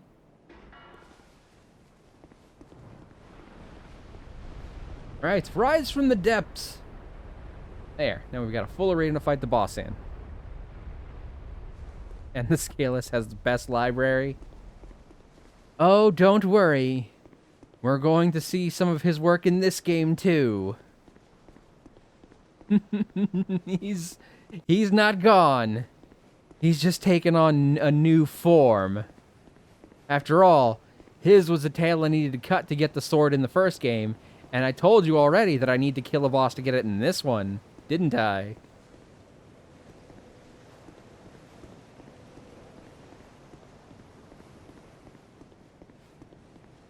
I wonder what that could possibly mean. Poor tail. It's fine. I used it to save the world. Wouldn't you be happy cutting your tail off knowing that it was going to be used to save the world? Wouldn't that be a worthwhile thing to have your tail cut off for? World peace? No, my tail.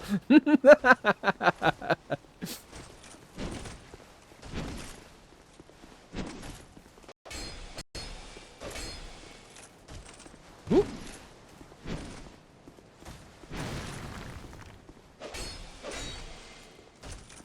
Hold on, hold on. Gotcha. Oh, he dropped an item. Cracked blue eye orb, which we can use to help people with. Again, if it not peaceful now, I will not hold on. Kitty!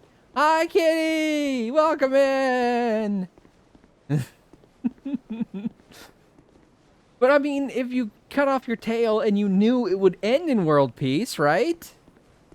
I has been blessed. We all have! Twice in one day! Okay. Now, if I'm not mistaken, I believe that one... Yep, that one gets up regardless, and I don't want to fight that asshole.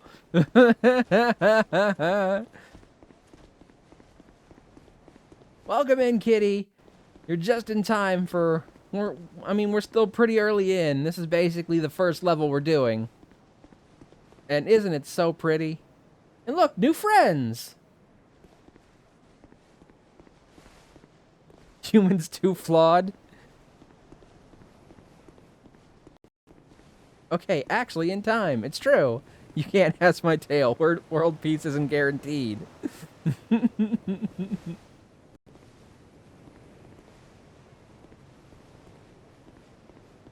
Although you did miss the musical number. Okay, though. We're just happy to see you, kitty.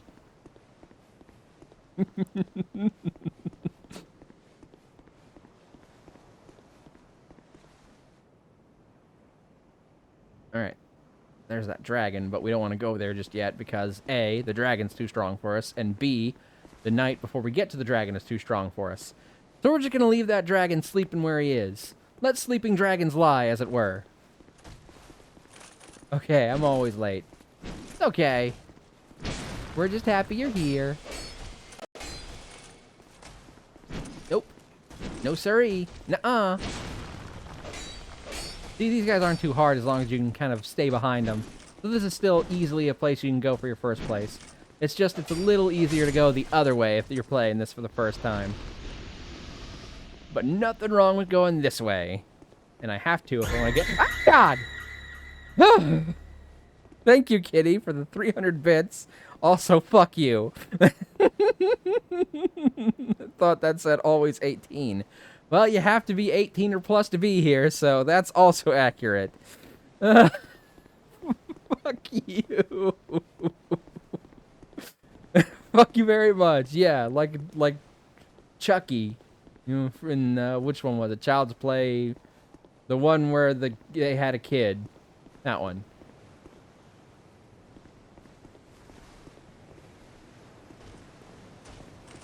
Seed of Chucky. Oh man. Whew. I'm just glad you didn't do that while I was fighting an enemy. You probably could have gotten me killed.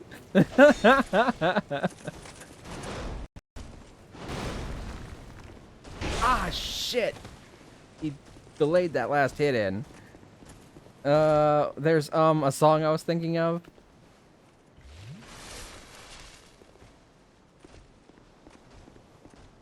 I mean, I could think of a lot of songs that could kind of go like that. Fuck you! Here's my 2 minutes notice, fuck you! Time to quit and smell the roses. Say goodbye. Kiss my ass goodbye, you cock. Fuck you. Was it that one? That was from Hello Boss? I've been listening to that one a lot.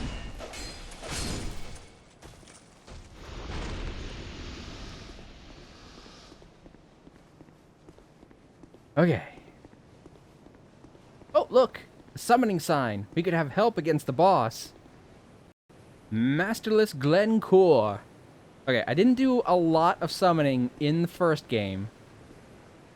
And I don't really want to do a lot of summoning for this one, but there's kind of a mechanic for certain characters where if you don't summon them to help you with boss fights, you can't complete their missions. You will love the one I'm thinking of, but just know I slid into your DMs with love. Okay, I will check that out. Thank you, Kitty. Oh, Kitty, by the way, hold on. I've been using a voice lately to annoy one of my nieces, because she's at that age where cute things annoy her.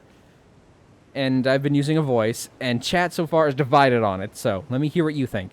Hi, I'm gonna talk like this. I'm just a cute little guy. What do you think of this voice, Kitty?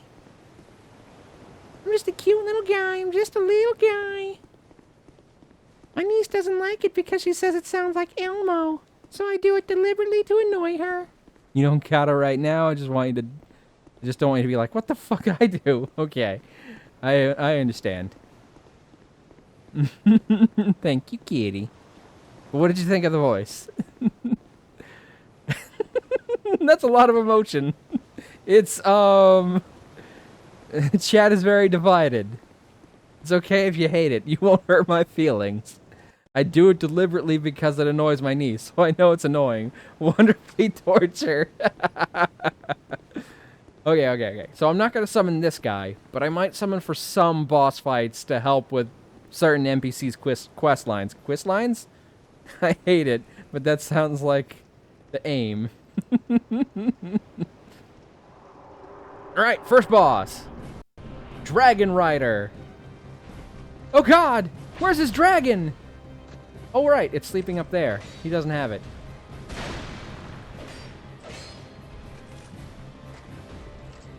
Yeah, so if we hadn't raised this platform, it is possible to get him to walk off this arena. I've only managed to get that accomplished once, so I wasn't super confident in my ability to do that. So I didn't.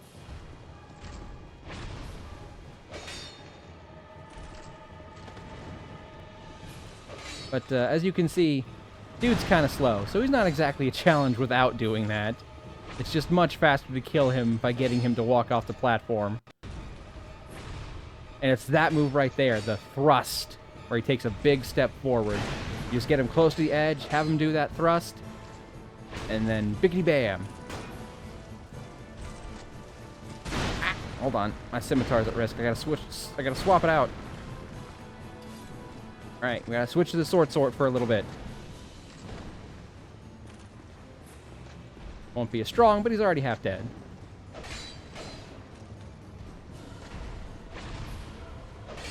Another benefit for starting with the swordsman class is that both their weapons are already at +1.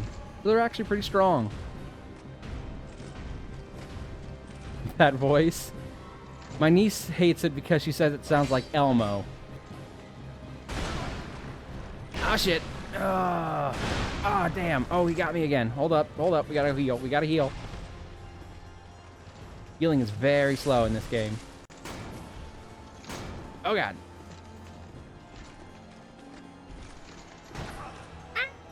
Shit. Okay, he's getting our stamina now. He's pissed. Eh.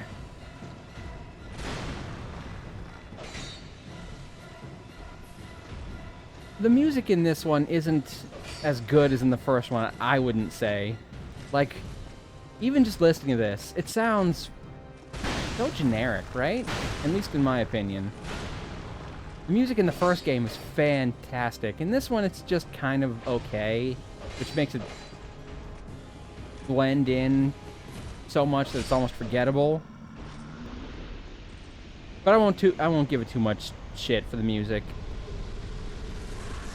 There we go, first boss dead. And now that he's dead, all those scary guys that we didn't want to fight, yeah, they're gonna hunt us down now. Ha ha! So we're not gonna go back out that way. We're gonna go, oh, wrong way. Staircase, there it is. Almost walked right off the edge. First boss down. And we still haven't died yet. Light this bonfire. Rest up to get our flask back. And look, new friend. And we're not even 2 hours into the stream yet. Are you from these parts? No. My name is Lycia. I'm Derpy McNuggets. I have come to spread the art of miracles, a practice Cool. of which I am a disciple. So you're a priestess. I can see that you are well suited to comprehend their wondrous power. Am I? What's my What cost fate it stat is? at? That's for your heart to decide. So yeah, she's our first teacher of miracles. Now, in the first game, we didn't really mess with our fate stat too much because there wasn't really a lot of need to with what we were going to do. But we might upgrade our faith a little bit in this playthrough, because there's hex-based magic, which is kind of like a third school, well, I guess a fourth school if you're going to count pyromancy, a fourth school of magic that we can cast using our staff. Some of them, anyway. Some of them can be casted with a staff, some of them can be casted with... In this game, it's not talismans anymore, it's chimes. You use chimes to cast miracles instead of talismans. But, yeah, there's certain hexes that can be cast with either or, and we might get some of them for, you know, staff casting. Which means we might need to upgrade our faith by some amount. Our faith is currently 5, so it's pretty low. But there's at least one hex in particular I definitely want to get. The gods frown upon such soul scrimpers. Fine. I gotta scrimp souls right now because, you know, I'm just starting out. There's all kinds of shit I gotta do. No spells. So, she'll move back to Majula now. And if we want to learn some miracles from her, we can ask her. We can ask her. We can ask her Langley Soryu from Evangelion.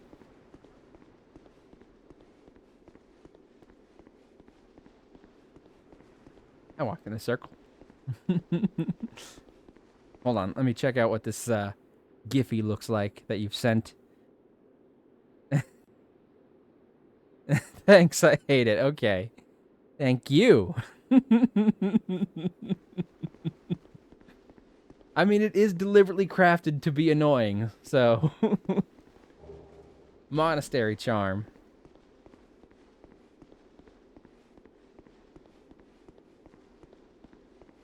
I could probably make it not be as annoying, but right now, I enjoy that it annoys people.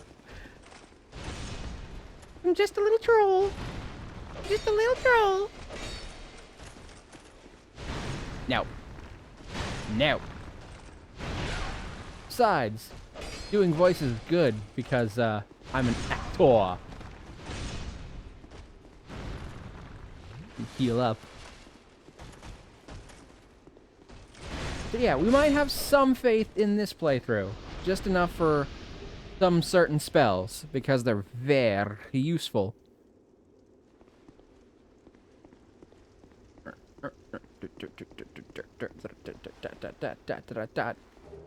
Soul of a Proud Knight. An Old Knight Halberd. A human effigy and some dark troches, which is an item that applies darkness to my right-hand weapon. Alright, hold on. I rested, so... Yep, my scimitar is back to new. Yeah, weapon durability is kind of a bitch in this game. I'm not gonna lie. It's kind of a bitch. You can heal your stuff up pretty quick by resting at a bonfire, but it also dies very, very fast. So that's why it's useful to have more than one primary weapon. It helps to have a fallback, in case your weapon gets busted up. Or to at least have a way to repair your stuff. Alright, that's where I came in at, I believe. Aha! Behold, a Cyan Knight.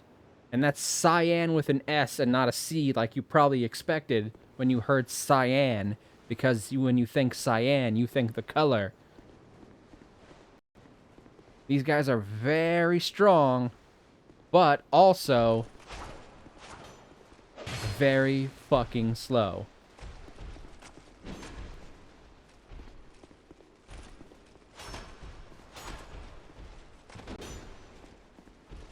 It's not hard to get behind him for backstabs, as you can see. So, just, you know, make sure you've got a decent shield up if you're going to try and take him on. And go for the backstabs.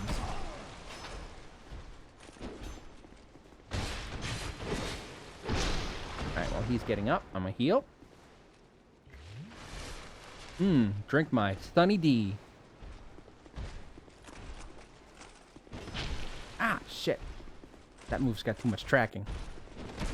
Shit, that move's got way too much tracking. Hitboxes are also kind of wonky in this game.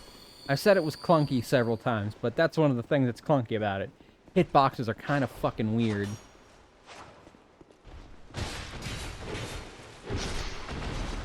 Alright, and dead. And now we can get this item he was guarding.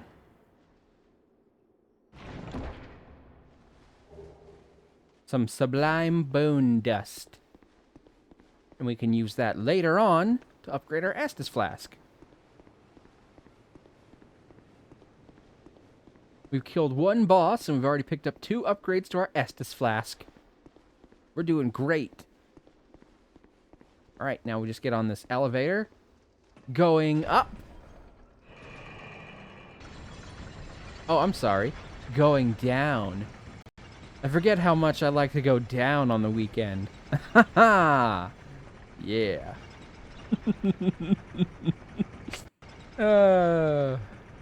Sorry, couldn't resist. Could not resist making that joke.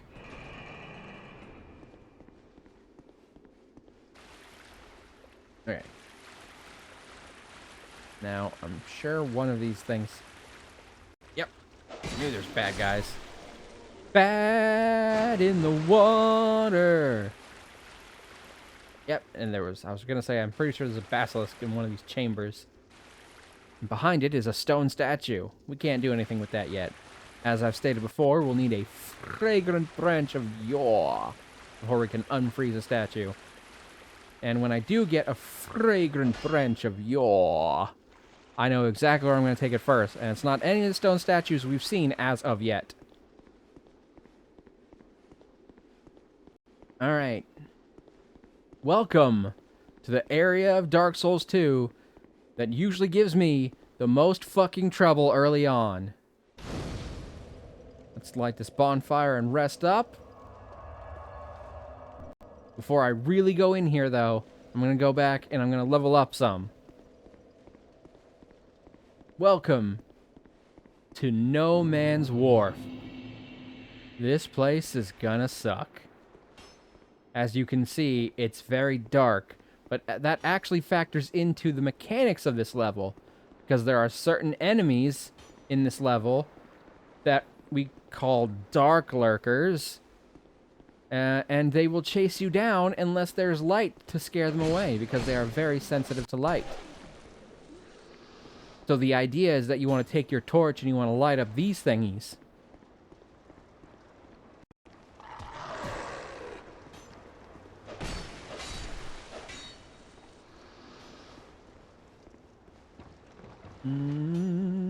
Ow. Arrows.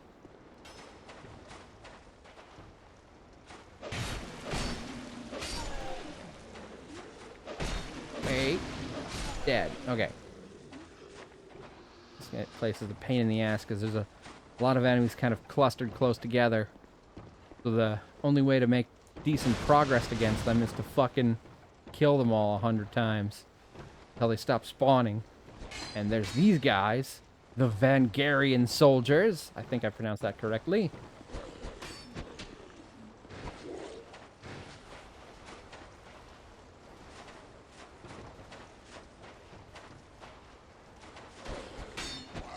As you can see, they're not exactly slow. Thankfully, they're not overly tanky, so you get a few good hits in, you're good. But you definitely don't want to let them get a few good hits in. Trust me. Especially this early in. Alright, let me get this chest. If I recall, I believe there is actually a fragrant branch of yaw somewhere in this level. Oh, a proud knight. Alright. Okay. Now, the guy who will teach us magic is across this bridge.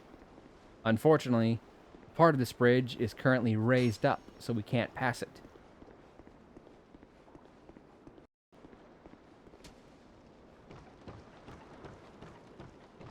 Look, there's one of those guys hanging off the side.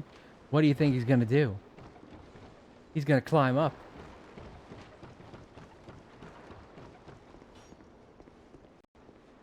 Rising up, back on the streets. Did my time, took my chances. Went the distance, now I'm back on my feet. Just a man and his will to survive. It's the eye of the nugget, it's the thrill of the derp, rising up to the challenge of our rivals. And the last known survivor stalks his nug in the night, and he's watching us all with the eye of the nuggy. That was so busy singing, I almost got killed.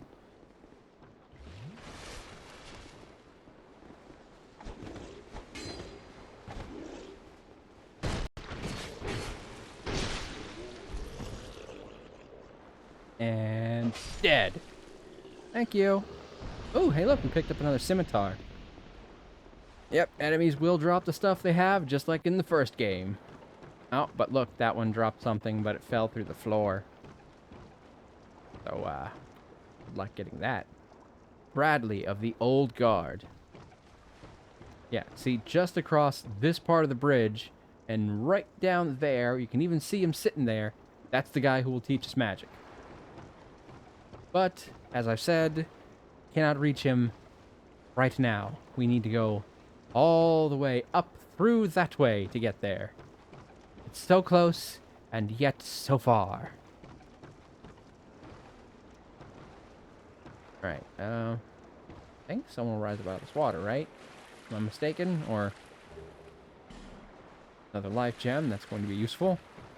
Okay. I'm already out of Estus flasks, so I'm going to have to bounce like a basketball.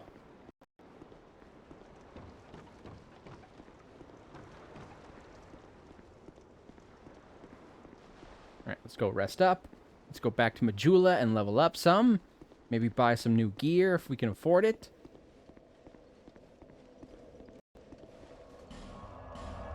Majula. Might go to some of the other places and pick up some extra gear. Alright, so we need our strength, dexterity, and magic to all be 18. So that's goal number 1. Alright, so that only needs to get 2 more. Let's see, how many times can I level up? 19, so that's 18 and 18. And 10. Definitely want to upgrade our vigor soon, though.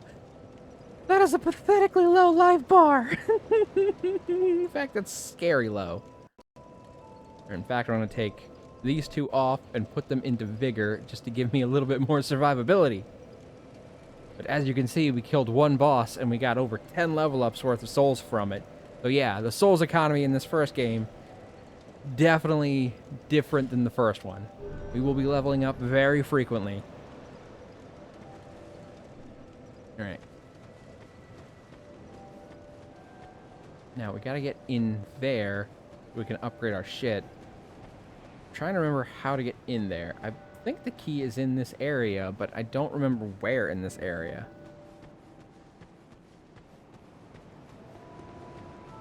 I forget if there's like a secret way I have to get in to grab the key.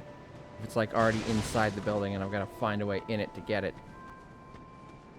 I don't think that's what I have to do. Where is that fucking key? It's probably somewhere super obvious that I'm just not considering. Ooh. Hold on, I didn't talk about this earlier, but our first covenant of the game, one you can find very early on, is this rock. Homeward bone, that's useful. I should pick those up earlier. If you kneel at this rock and you enter its covenant, it will make the covenant. Well, let me put it like this: it'll make it much more similar to the first game, i.e., enemies won't despawn anymore, and they'll be much harder to fight. If you want the game to feel more like Dark Souls 1, I say go for it. But because it's not really structured to be like Dark Souls 1, it's going to feel very hard in comparison. Because the game is balanced in a way that they intend for you to go through areas again and again and again until you've dwindled down enemies enough for them to stop spawning. That's sort of how they've crafted their environments. So if you take that and you throw in enemies that never stop spawning, it's gonna be a challenge. People can do it. I think I've done it at least once, but I don't recommend it for beginners. Alright, here we go, here we go, here we go, here we go. 1, nothing wrong with me. 2, nothing wrong with me. A rusted coin. We smash those and it increases our item drop rate for a while. We might use some eventually.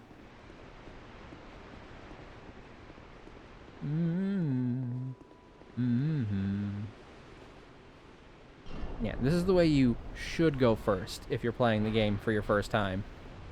I'm gonna go this way to try and pick up some items. Oop, oop, oop, oop, oop, oop, oop, oop, oop, arp, arp, arp.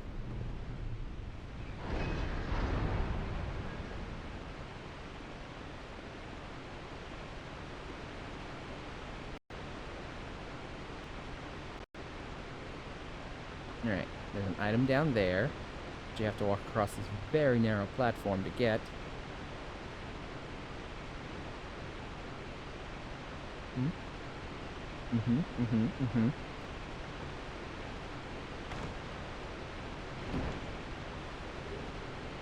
A human effigy, which, as I've stated, we're going to need a lot of later on. Alright, I don't remember if I can make that jump or if I have to get to that spot from somewhere else, so I'm not going to risk it just yet. Let me get the first bonfire of this area first.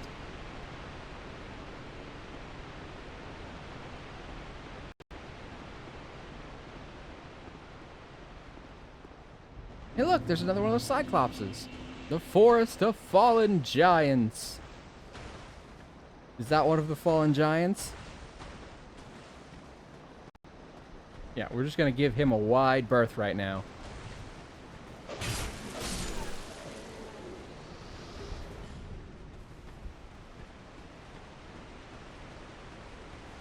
Alright, there's our bonfire.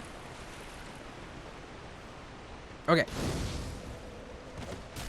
Hello, friend. You're just about to be a perfect example of something that we're gonna test out real quick. So that's 1 kill on that asshole. Let's count how many times it takes to kill this bitch before he stops spawning. We're at 1.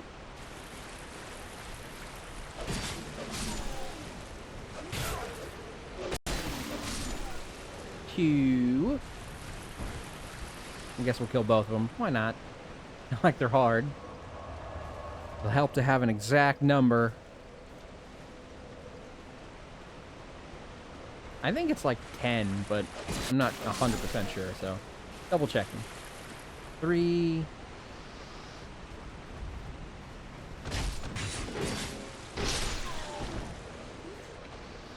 You're dead. Yeah, they don't drop a lot of souls themselves, but, you know. Okay, we'll have plenty of opportunity to make souls. Probably wasn't wise to upgrade my intelligence before I have any spells, but it is what it is. I'm trying to get them, and I'll get them soon. Hopefully I'll get them before the end of the stream. Alright, I think that's 4, yes.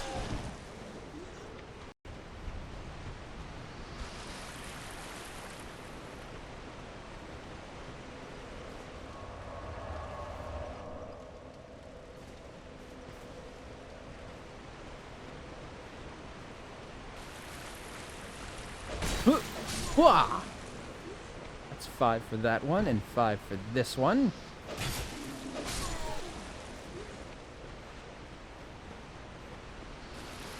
This part's probably not as entertaining, but it'll help to know how many times I gotta kill. How many times I must kill before they decide to just fucking give up. 6. 69. That's the sex number.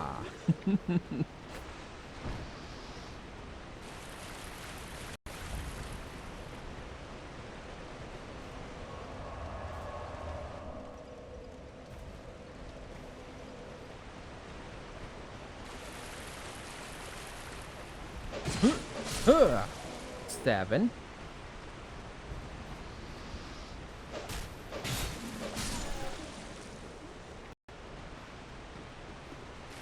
7 for both of them. Now we're moving on to the 8th attempt.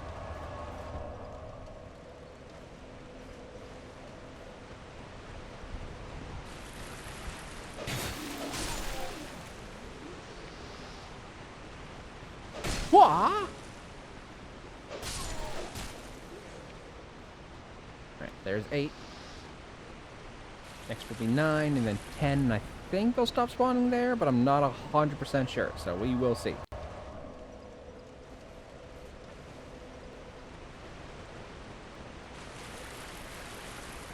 Nine for you. Oh, okay. I pressed the button and it didn't attack. Weird. Life gems. We will need those. Thank you, my friend. 9 for you. Oh, wait, did he drop? Ooh, hollow infantry gloves. We're probably not going to use that, but thanks for giving them to me.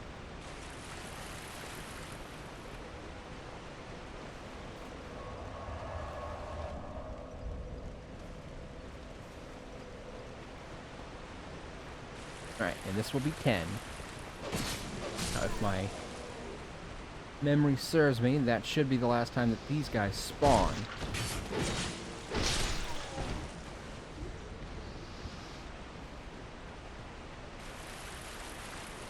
But it never hurts to double check. Well, considering I can still see that one. Nope, not 10.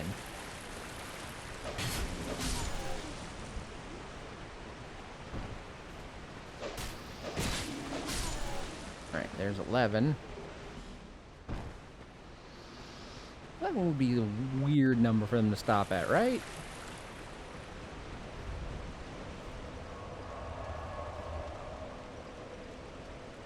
Still there.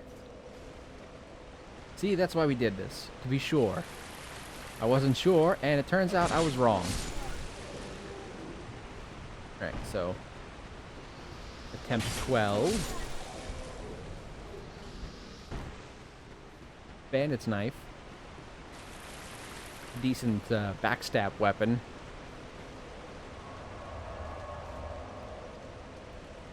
Alright, they're gone. So 12. 12 times. Kill an enemy 12 times and they stop spawning. There we go. We got the number.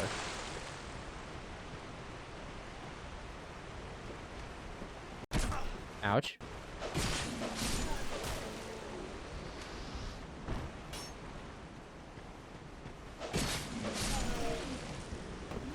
Hollow infantry armor.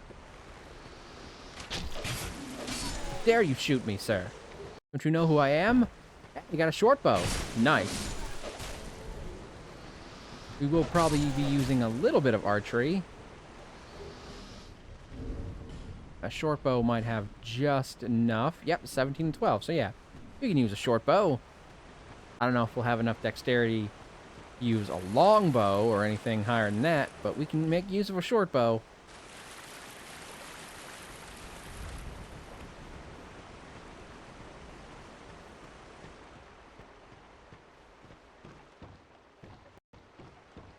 Climbing, climbing, climbing. I will keep on climbing. Alright, now. I'm pretty sure there's some fuckers somewhere who are gonna throw some bombs at me.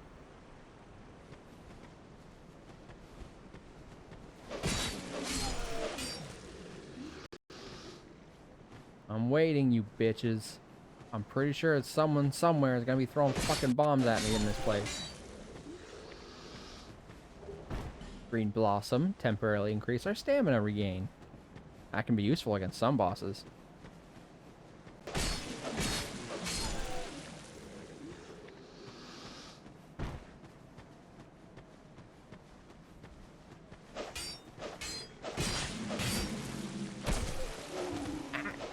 Wasn't trying to aggro all you bitches at once.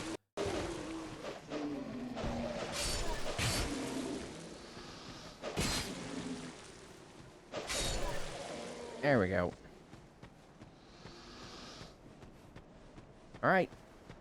Is any one of you actually dead? Or are you all just pretending? What the fuck? You guys just, like, make a pact like, oh, we're gonna get out of work today by pretending to be dead. Ah, shit, there's a guy now, so I guess we gotta not pretend to be dead. Ah, there we are. That must be Mr. Bomb Thrower McFuckface. Hasn't noticed me yet, I guess, because he's not throwing bombs at me. There he goes. I knew it. I fucking knew someone was gonna throw bombs at me here. I remembered, which is not that impressive considering I've played this game before. But, you know. I remembered.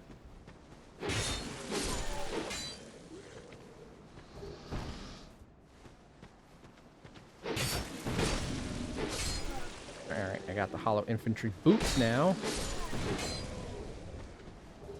Now I just need the hollow infantry helmet.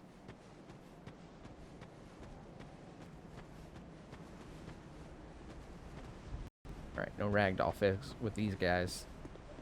Sag. Alright, I get that item by jumping over there. Ow, you fuck! I forgot there was a guy on the ladder. That hurt.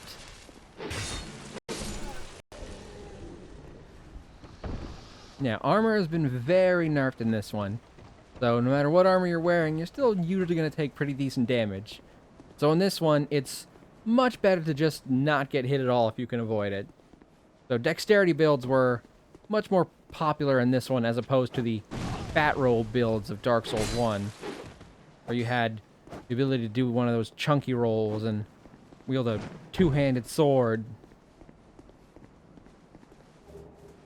I got a short sword and a soul of a lost undead. I've already got a short sword. And mine's already at +1. So now we've got 2 weaker versions of our starting swords.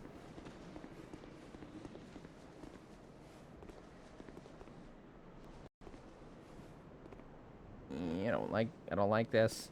Okay, I was getting a little too close to the side for comfort there. Soul of a nameless soldier.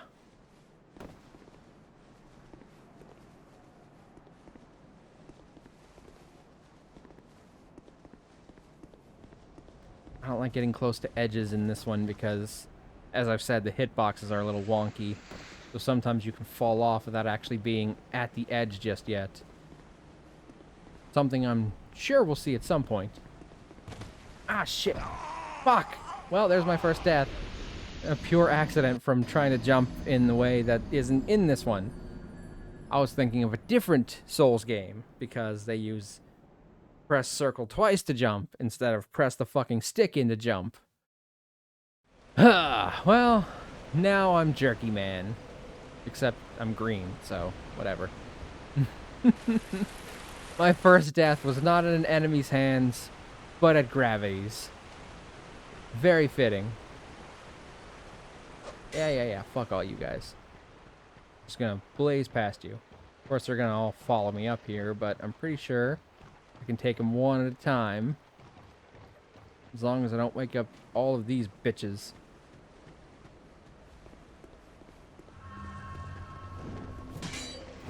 Ah, okay, I jumped in the wrong direction. Oh, shit, I didn't die, though.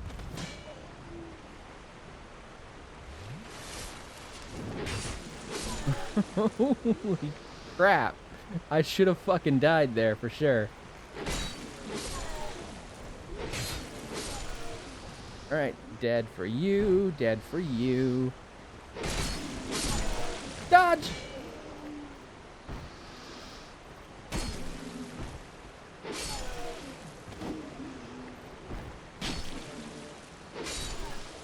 Alright, okay.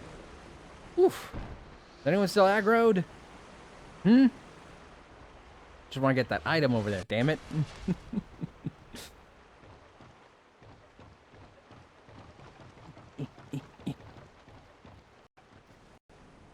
Alright. Obviously, that's the way I have to go.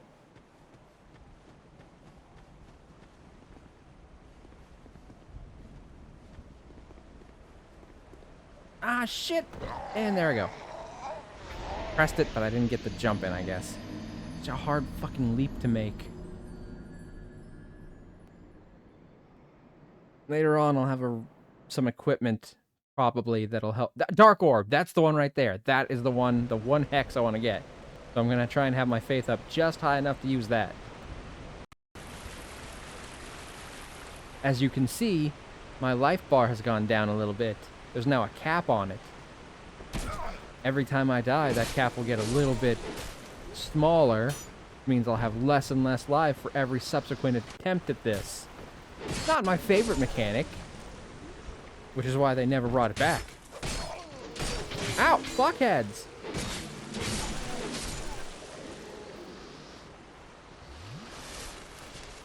So it's actually much harder to keep going again and again and again, because eventually your life will reach a very low point unless you have human effigies to turn yourself back human with.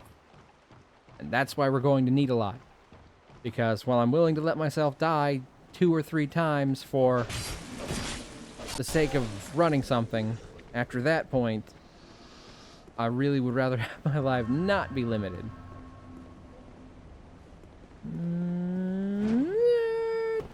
God damn it, I just barely missed. I don't even remember what that item is. It might not even be worth all this fucking effort. Alright, whatever. I'll try later when I have an item to reduce fall damage. There's plenty of things that can do that in this game. Rings, different kinds of boots. There's all kinds of options. I got the armor again. I just need the helmet and I'll have the full set. Yeah, fuck all you guys. Thankfully, I was invincible while I was doing that.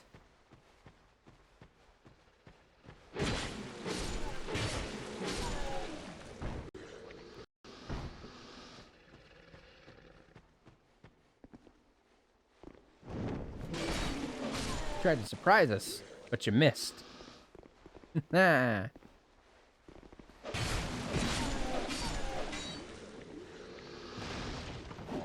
Oof. Definitely need more stamina eventually. Since evasion is king, we'll be using a decent chunk of stamina to avoid attacks. You want to make sure you have some stamina left over to actually hit back.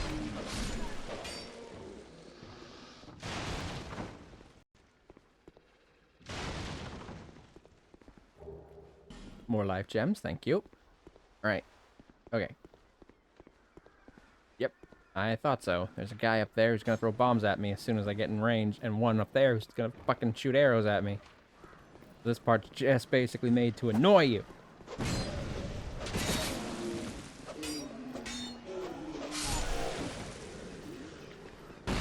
Alright, you missed with both your bombs that you threw at me.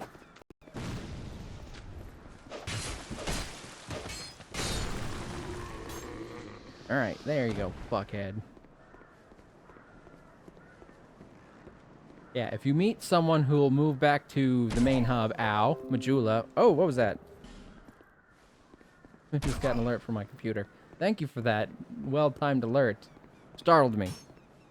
And I'm sure everyone just heard that sound. Yeah, after you kill the boss in an area, if you've met someone who moved back to Majula, they'll do so after you kill the boss. Alright, there's a secret enemy over here. Thank you.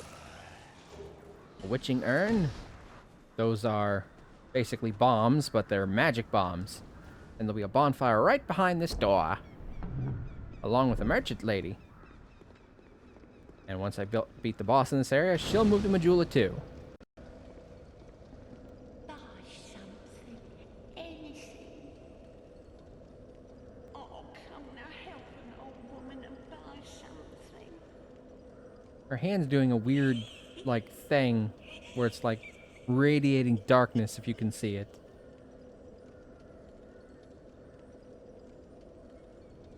Both her hands are doing it. I'm not sure if it's because she's magic or if that's just because she's dirty. And she's so dirty you can literally see the stink lines coming off of her.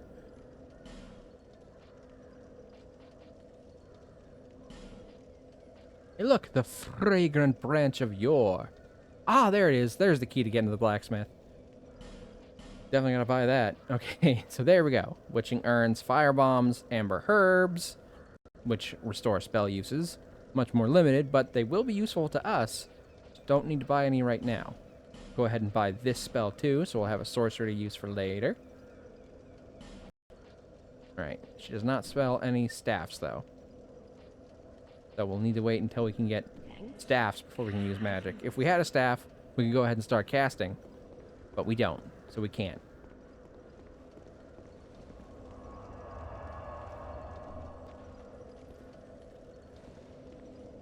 Alright, so we got the key to the blacksmith. For some reason I thought I remember it being back in Majula, but maybe I just remember buying it from her in Majula after she's moved back. It's locked. What are we going to do? How are we going to get past this mighty locked door? Like that. If you see, oh god, I forget how dark it gets in here. If you see a door that's basically on its last live, you can break it open. Alright, there was a crystal lizard, but I missed it, so I'll have to rest up and try again. Just like in the last one. Hey, I finally got the helm for the hollow soldier. Oh, well, that's hollow soldier, not hollow infantry. I guess there's technically a difference. But, yeah, we want to kill that lizard so we can get its materials, because when you kill a crystal lizard, they drop rare mats.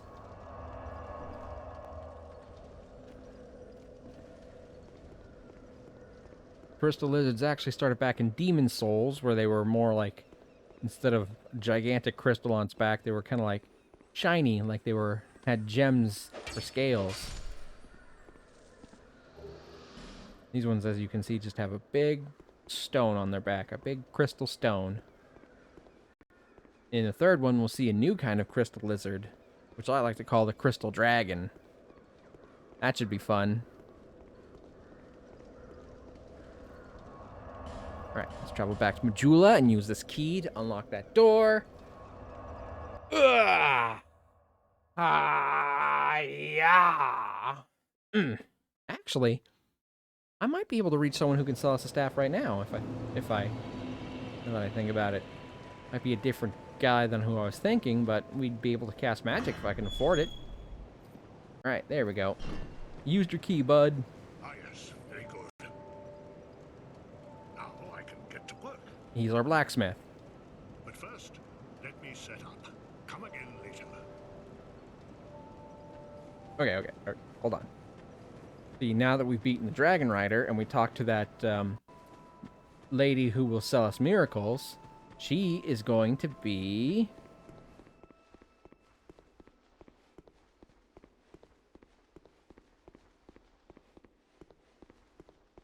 Oh, she's not here yet. Oh, maybe I have to buy something from her first. I wonder, because sometimes you have to, like, interact with the NPCs a certain way to get their quest lines to move on. Or maybe you have to beat the boss at No Man's Wharf. Oh, that'd suck. Because that's still going to take a while. Alright. Let me go try and buy something from her real quick and see if that helps. Alright, this is the one where we're right next to her. Yeah, sometimes when I fight a boss, I might bring in backup just to do their quest lines, because you have to do that for some NPCs. Just speak up, that's all. I'd heard awful rumors about this place, and I'm afraid they were all true. The king, gone. The earth, ravaged. The burden on the people weighs heavy. I fear that, by now, they may have scarce room in their hearts for miracles. Why did I come here? Well... do I need any other reason than to spread the gospel of miracles? I mean, you don't, but that pause was My suspicious. preceptor always said this art should be shared with the world. And such is my only wish. Yeah, that's totally believable. Sometimes I fight the urge to pack up and go back home. It is... Hello there, beep boop. Hi, punk. I must do this. And being out here all alone only makes this a more fitting test of my fortitude. I expected this cathedral to be bustling, but there's hardly a soul to be found here. Without any goings-on, I'll have to move How you doing? to a place I could gull them. Sorry, help the gullible by teaching the good word. Yeah, lady. Super sus. I'm just gonna say it. Super sus. I expected this could... Okay, maybe I just had to get all her dialogue expired. No need for miracles. The gods... Alright. Try resting. Is she still gonna be there? Okay, now she's probably in Majula. So yeah. Sometimes you just have to talk to people enough. So if you're someone who's not good at talking to people, you're gonna have a hard time with this game.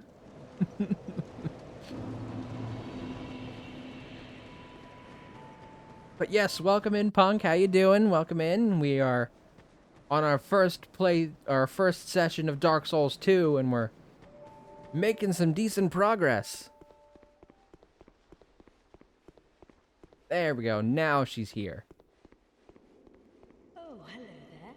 This room is not as it seems. There are two, not one pathways leading out. You mean 3 if you count the one Only that I came this through. lovely thing reveals the other path. And this, you lovely thing, only runs on miracles. Shall I provide you with one? Move the path. 2,000 souls. Okay. No need for the god. Hold on. Give me a second. Give me a second! How many does this give me? 200.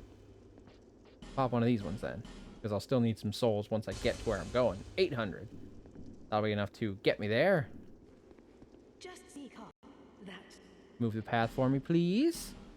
Please and thank you. I was just playing Persona 5 Strikers, and 2 maps in that game are Okinawa and Stottenbori. Ooh.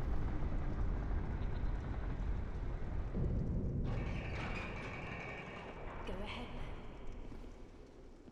Yep, I'm going ahead. Bye. The power of offer your souls to... No, not gonna do that just yet. No, thank you. Got some rogue water.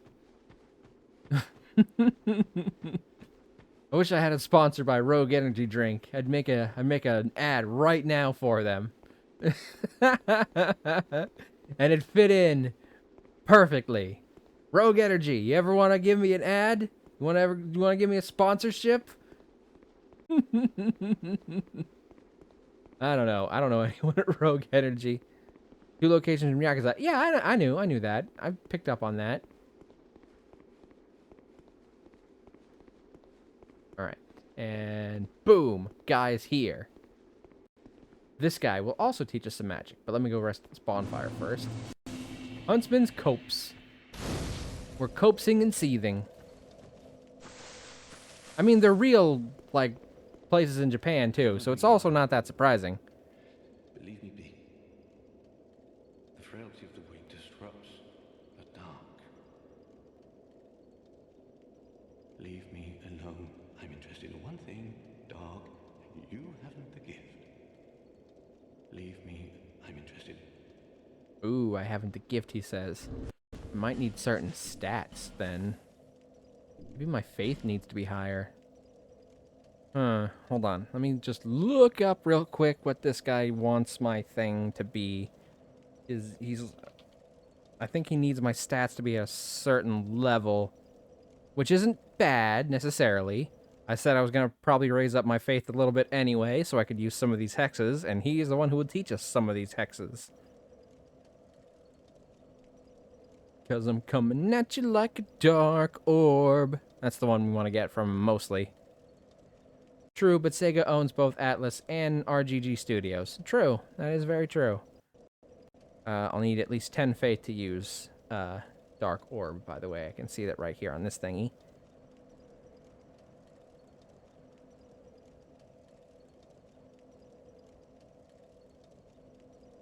Okay, I need at least 8 intelligence and faith to buy from him. So I gotta get at least 3 levels of faith real quick. And then I'll need a couple more after that to use the ones, but mostly I want to see if I can get the staff from him. Alright, now.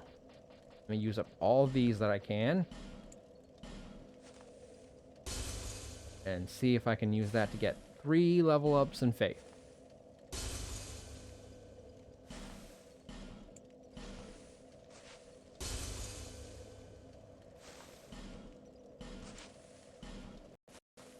Yeah, Sega is more likely to use real Japanese places in their games, especially Sega through Atlas, because I remember playing Shin Megami Tensei 4, and like the first half of the game you're in like the overworld, but then you're like slowly going underground, and when you get to the end of the tower that leads down, you end up in Japan. I think specifically you come out in Shinjuku, but it's basically real life Japan, just buried underground and shit. And that was an Atlas game, and Atlas is owned by Nintendo, and they like to use real Japan places in their games. Why am I going to her? I'm going to the Emerald Maiden. I need to level up. This should be enough for 3 level ups. Hopefully it's more than enough for 3 level ups, and there's still some room left over for me to buy the staff from that guy. Yeah, I know. She's gonna say that a lot. Okay. 8. There we go.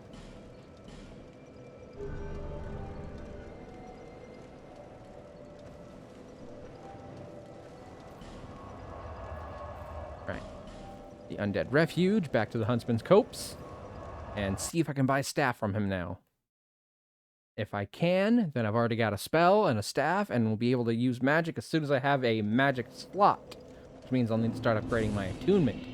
I don't believe I have enough attunement for a slot yet. Nope, slot's 0. The darks, I see them. The dark has sparked within you. My name is Falcon. Yep, yes you are. I will trade with you. What do you need? I need a staff, please. Shit, I can't afford it. No! There's the dark orb, though. Can't use it yet. In Okinawa, part of the P5... What? P5S? Oh, Persona 5 Strikers. Fuck, I was like, what on earth does that mean? I figured it out. I got it. I learned. I'm smart. I used my 18 intelligence to math that together. There's a man wearing a gray suit with a red shirt standing near the beach. Is that a Karate Kid reference? Persona 5? Yeah, I got it. I figured it out. Okinawa, I think. If I hear Okinawa, I think of Karate Kid, because I'm pretty sure Okinawa is where Master Miyagi was from. Yeah, see. Some of these use a staff, and some of these use a chime. You can tell which is which by which of the stats is higher for its use. Either it's faith, meaning it'll use a chime, or it's intelligence, meaning it'll use a staff.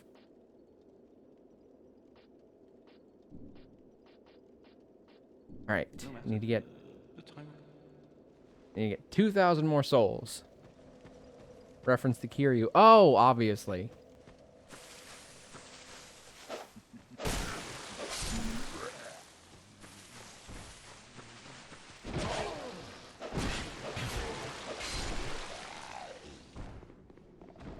Alright, gotta be careful in here, because there's lots of poison spitting butterflies.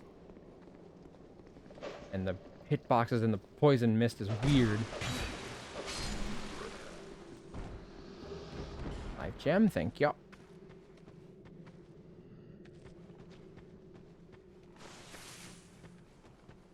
course it was a reference to Kiryu. But I don't know, my brain just went, Okinawa, therefore Karate Kid.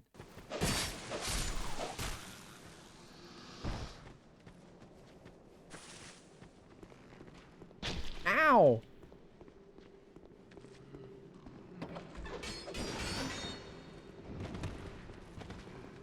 Oh god, hold up, I'm not ready for this. Da da da da da da da da da da. Don't want to die.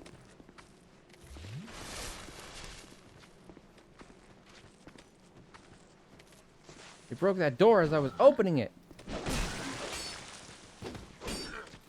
Hey, you mind? Hey, will you quit with the fucking acrobatics, okay? You're making me look bad.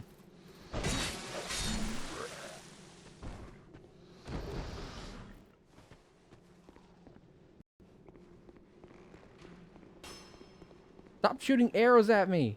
It's unfair that you can shoot arrows at— Ow! Fuck you! That was so rude. You just gonna jump right on top of me and go clubbing like that?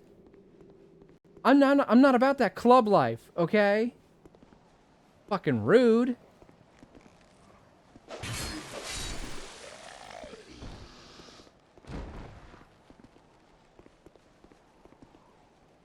Alright, I fucking saw you.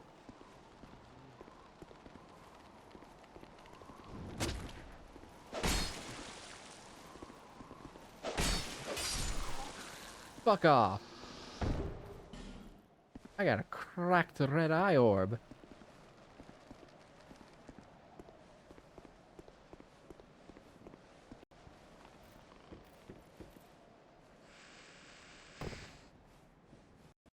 And there's a bonfire down here.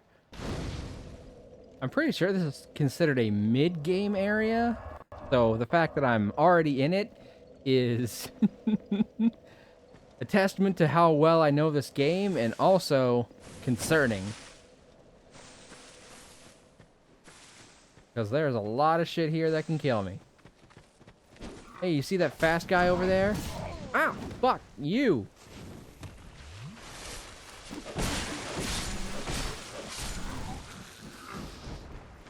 Stop it with the fire! Yeah, we can chase that fast guy down, but he's gonna run through all kinds of enemies. There he goes! Oh, look, we got a biggin'.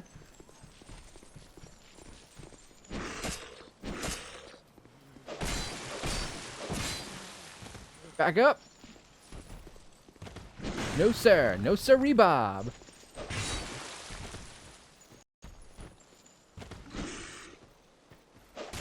Ah shit, I missed.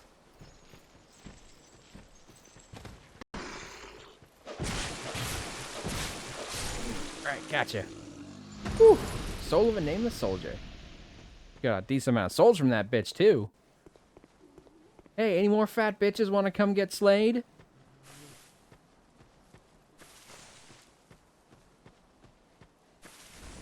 I don't care how big you are. I'm okay.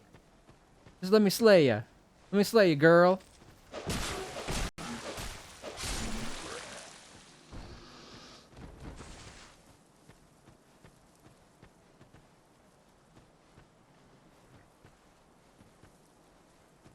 Fairly certain there's a trap in here, if I remember correctly. Maybe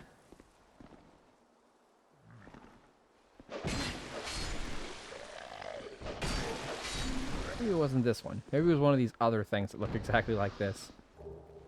Morning Star and a large soul of a nameless soldier. And a prisoner's waistcloth. Yay! I got basically a loincloth.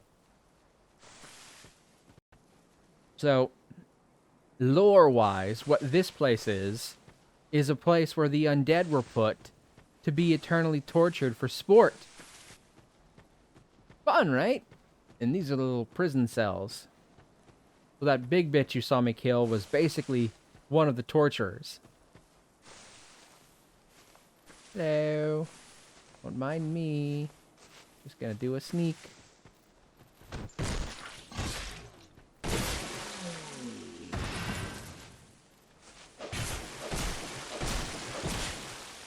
Back up! Ow!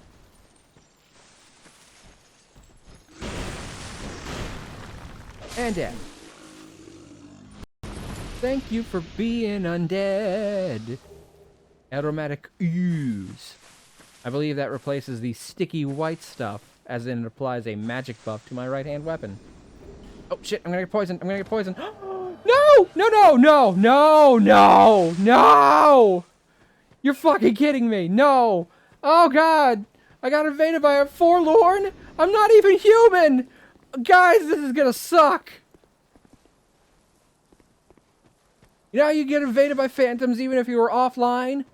Well, these are specific phantoms that invade you only in this version of this game. And they are really fucking tough. And I thought they could only invade me if I were human, but apparently I was wrong. And now I'm running away, because I am still, at heart, a scared little bitch. Don't. Why are you here? Oh, that's right, I rested a bonfire. Oh, God!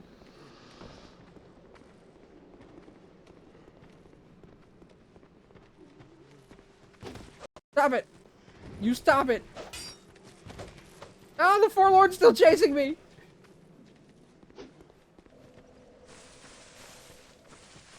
Don't! I don't want none!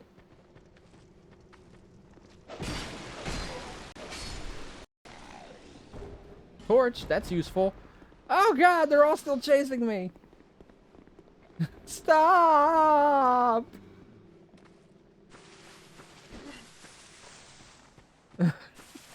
You can't chase me into other levels! That's cheating!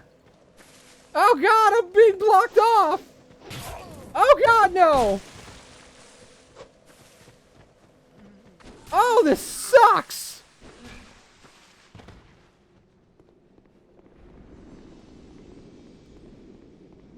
I knew they could evade me here, but I thought I'd be fine because I'm not human!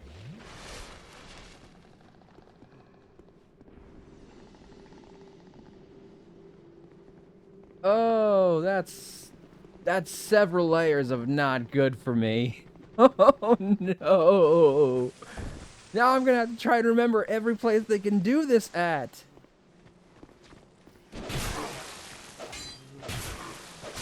Ow! Fuck me!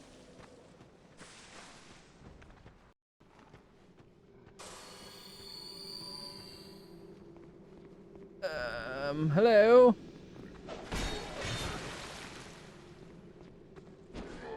Fuck off!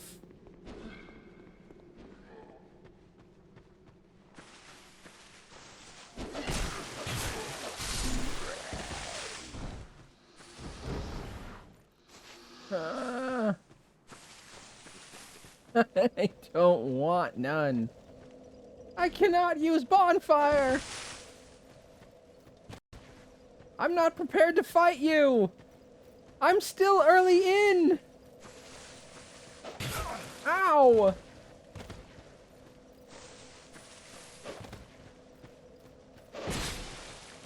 Fuck!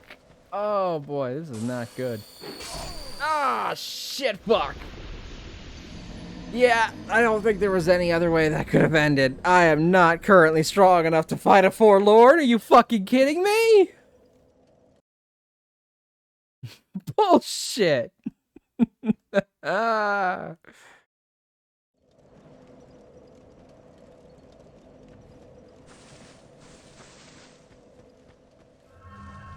Well, at least I got my souls back, and I'm near the guy to buy a staff.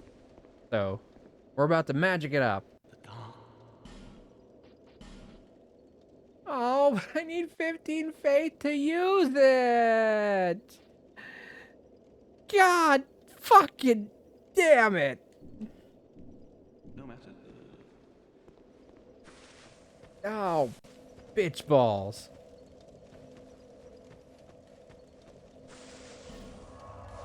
Alright. Okay. I can either make a mad dash to try and get to this guy, which is going to involve running past a bunch of enemies that'll kill me quickly, thus risking losing all these souls. Or I can buy that and not use it for a while. I just want to use magic.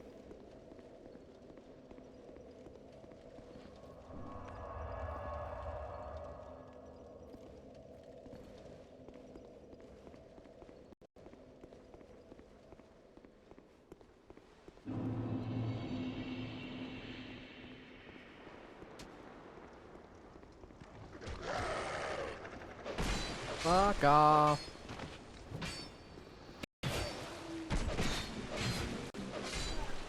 Ass. Ass. Okay, so we're probably not going to get magic in our first session.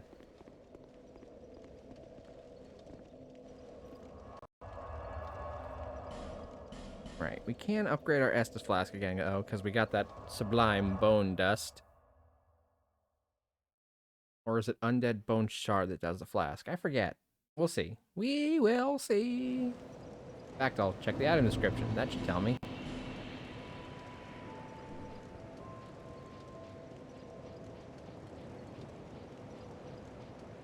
I mean, I don't have any attunement slots anyway, but... whatever. Where the hell is it?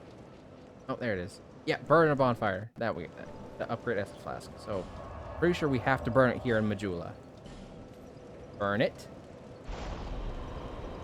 There we go. Now our Estus Flask should be +1.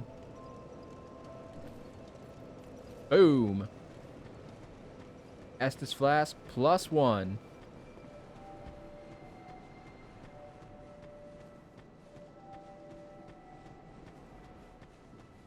Okay, well, let me level up and see how many levels I can get right now. Probably not a lot. But if I can put some in my attunement and get at least 1 slot... Nope, not yet. Okay, so I'm going to go down to Huntsman Cope and kill that fat guy a couple times. And this time be very careful not to trigger the Forlorn.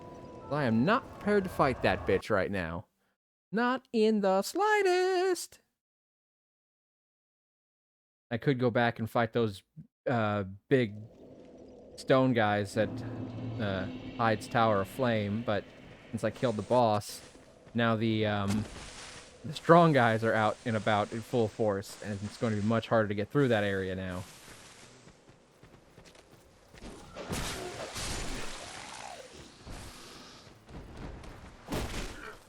Ah! Fuck you and your club.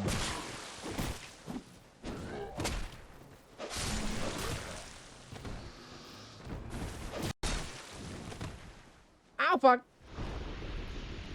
Gravity, you win again. I've died to gravity, what, 3, 4 times now?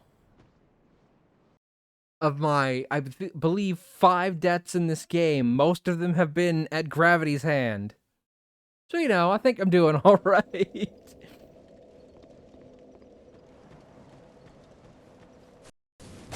Alright, where's the fucking jumping jerk?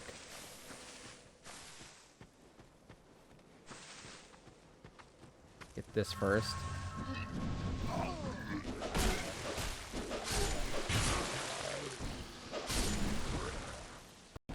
Where are you? Oh, a torch. That's useful. Every time you pick up a torch, that's 5 more minutes of torchlight you've got. Where the fuck they go? What, you're not gonna spawn this time? Huh? You're too good for me? I mean, you probably are, but...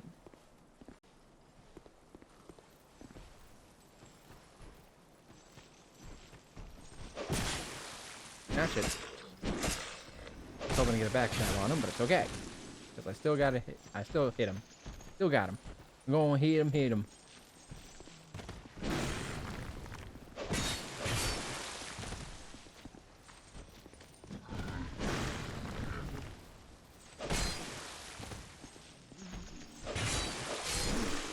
Alright, gotcha.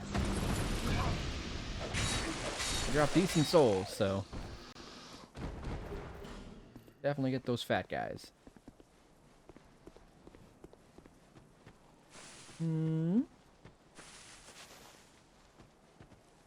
Anyone gonna hit me? Huh? Eh? Hey, I see you. I see you up there. I can't hit you because I don't have a ranged option yet. I don't have any arrows. But I did see you.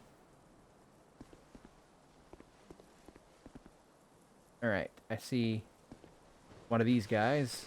They can be pretty tough. I call them the Belmonts.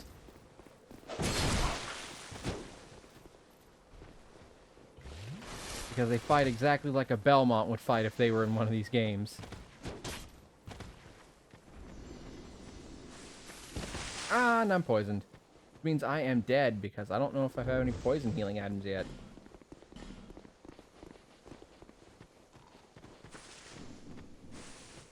Ah, shit. I was not paying attention because I was in a menu. Fine. It's fine. There's another one for gravity. I'm not the witch. I'm not the Wicked Witch. I can't defy gravity yet. I'm having fun. I'm not supposed to be in this area yet, clearly. But I'm here to get souls. Get them souls, make them bread.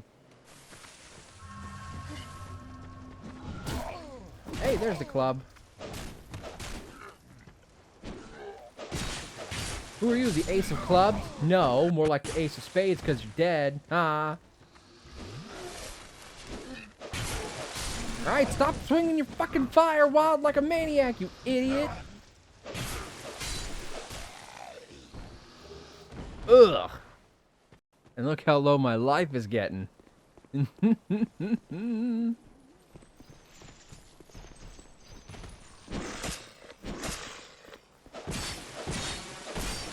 Whoop.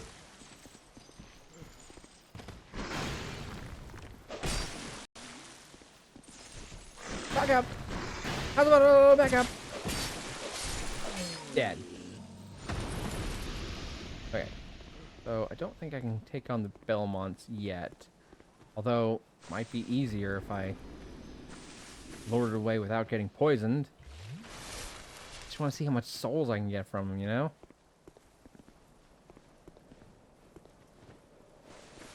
Alright, bring it. Bring it much closer to the bonfire, though. That way, when I inevitably die, I don't have to go far to get my shit back.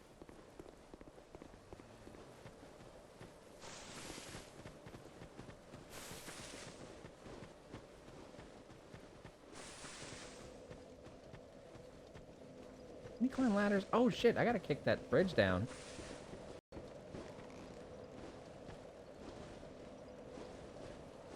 Alright, looks like he cannot, in fact, climb ladders.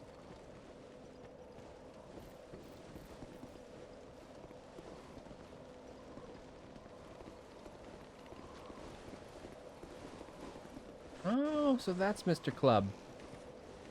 The club person is the one up here. Makes sense. Probably the first enemy that can see me. Where the fuck did you come from? Hey, a torch. I'm thankful for it.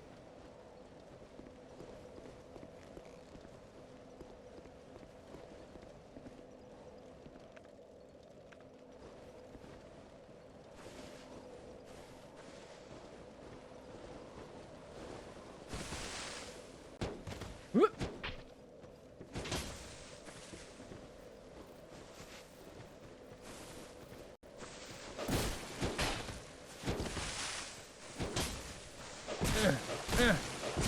Okay, so I probably can kill them. As long as I can not get hit by them. Don't get stuck, don't get stuck, no! I'm trying to roll, but I couldn't roll quick enough. Slow. You see what I mean, though, by healing is fucking slow in this one? It's fucking slow. So I definitely can kill that guy. I just need to be better equipped to do it. Definitely don't want to use up all my healing before I get there. Kick this down, and now I have a bridge. There, it gives me more room to work with.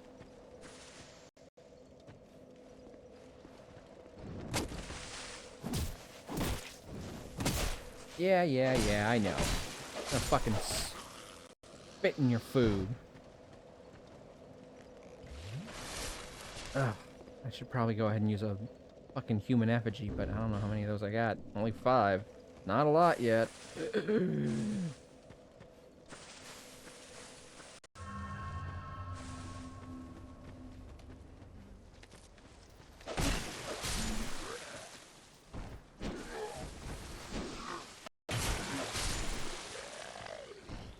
Life gems. Those are valuable. Small yellow burr. I think that heals a status effect, but I don't remember which one. Oh, it boosts lightning defense. That could be useful on certain occasions.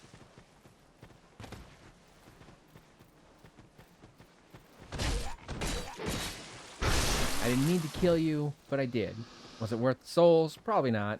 But you're dead now, so it doesn't matter. Oh, look, there is a little item right there on the cliff. I thought I saw something earlier, but I thought maybe it was that thing over there on that. But nope. A large soul and a small orange burr. Alright, let me kill this guy. Oh, hey, he's way over there. Pardon me, Mr. Fatty.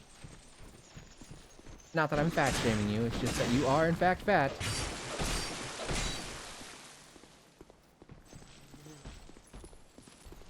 I don't judge on size. Fat is perfectly fine with me. There's just more to love. Sometimes you need somebody cuddly, you know what I'm saying? Alright, now I still got an Estus flask left. I can probably take this guy if I don't get hit by him. If I do get hit by him, I have to run the fuck away and heal up in a spot where I'm not at risk of getting hit by him.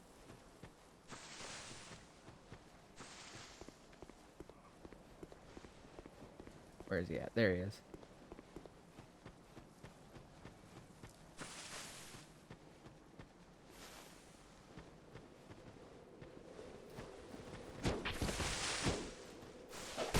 Oh shit! I thought he was only gonna do a 2 combo, but he did 3.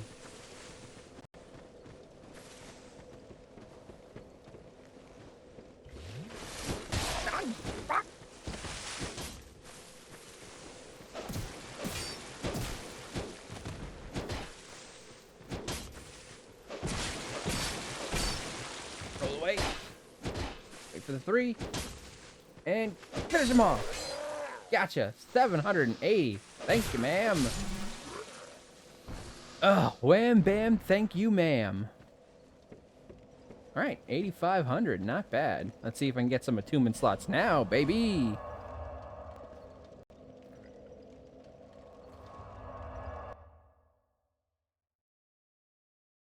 We may not have a staff yet, but we've got magic, and if we're lucky, we can get an attunement slot. We'll be able to cast magic soon. Level up. Attunement. Shit! Damn! Hold on, let's use that large soul we picked up. That should give us enough for another level up, and hopefully that will let us pick up the fucking attunement slot. We just need 1 so far.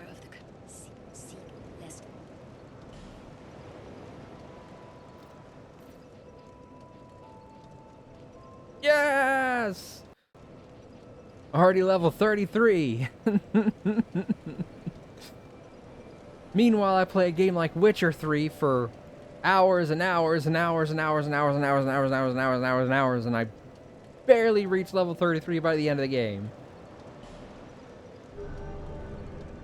Meanwhile, I've reached level 33 in our first session today.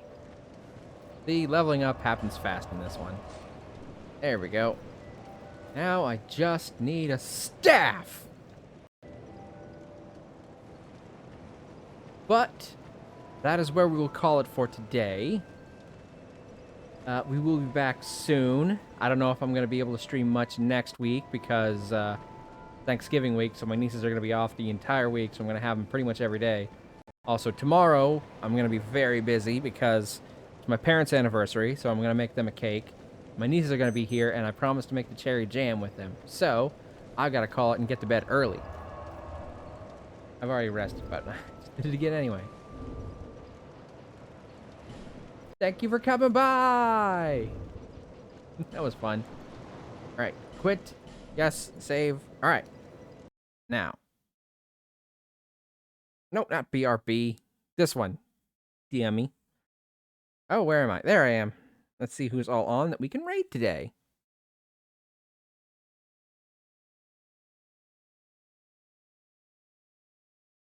Alright, who is on that we can raid? Doo-da, doo-da. Who is on that we can raid? Oh, doo-da day.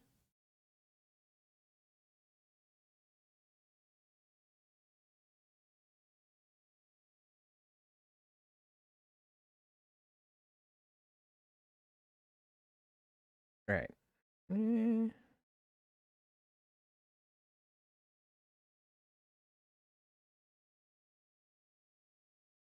Ah, oh, holy cow, just load them. Holy shit. They've done this new thing with Twitch, and it's making it so much harder to see who's all on. That one person is playing Dark Souls 3, which would be fun, but they're a much larger channel than I am, and I always feel awkward about rating large channels. Oh shit, nope, I know who I'm rating. As long as they're still live.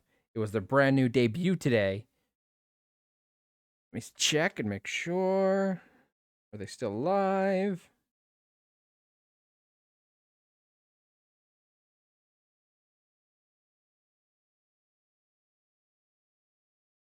Okay. Okay. Looks good. So we're going to be rating Pumpino, who's got a brand new debut for a brand new model happening. So we're going to rate into them. We all love Pumpino. All right. There's our raid message.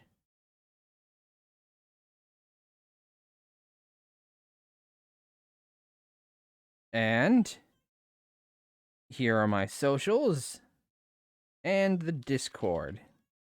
I don't know why I feel the need to do that all the time, but it's just something good streamers do, I guess. Does that make me a good one? No, but it gets me closer, I guess. All right, let me set up the raid. I'll sing the goodbye song, and I'll see you all sometime. I'll keep you posted in the Discord when I'm going to stream next. I don't know when that's going to be exactly. Holidays have been hard to plan around. Next week's going to be hard to stream at all because I've got my nieces all week, but I'm going to try. I will try. I don't know what days it's going to be, but I will fucking try.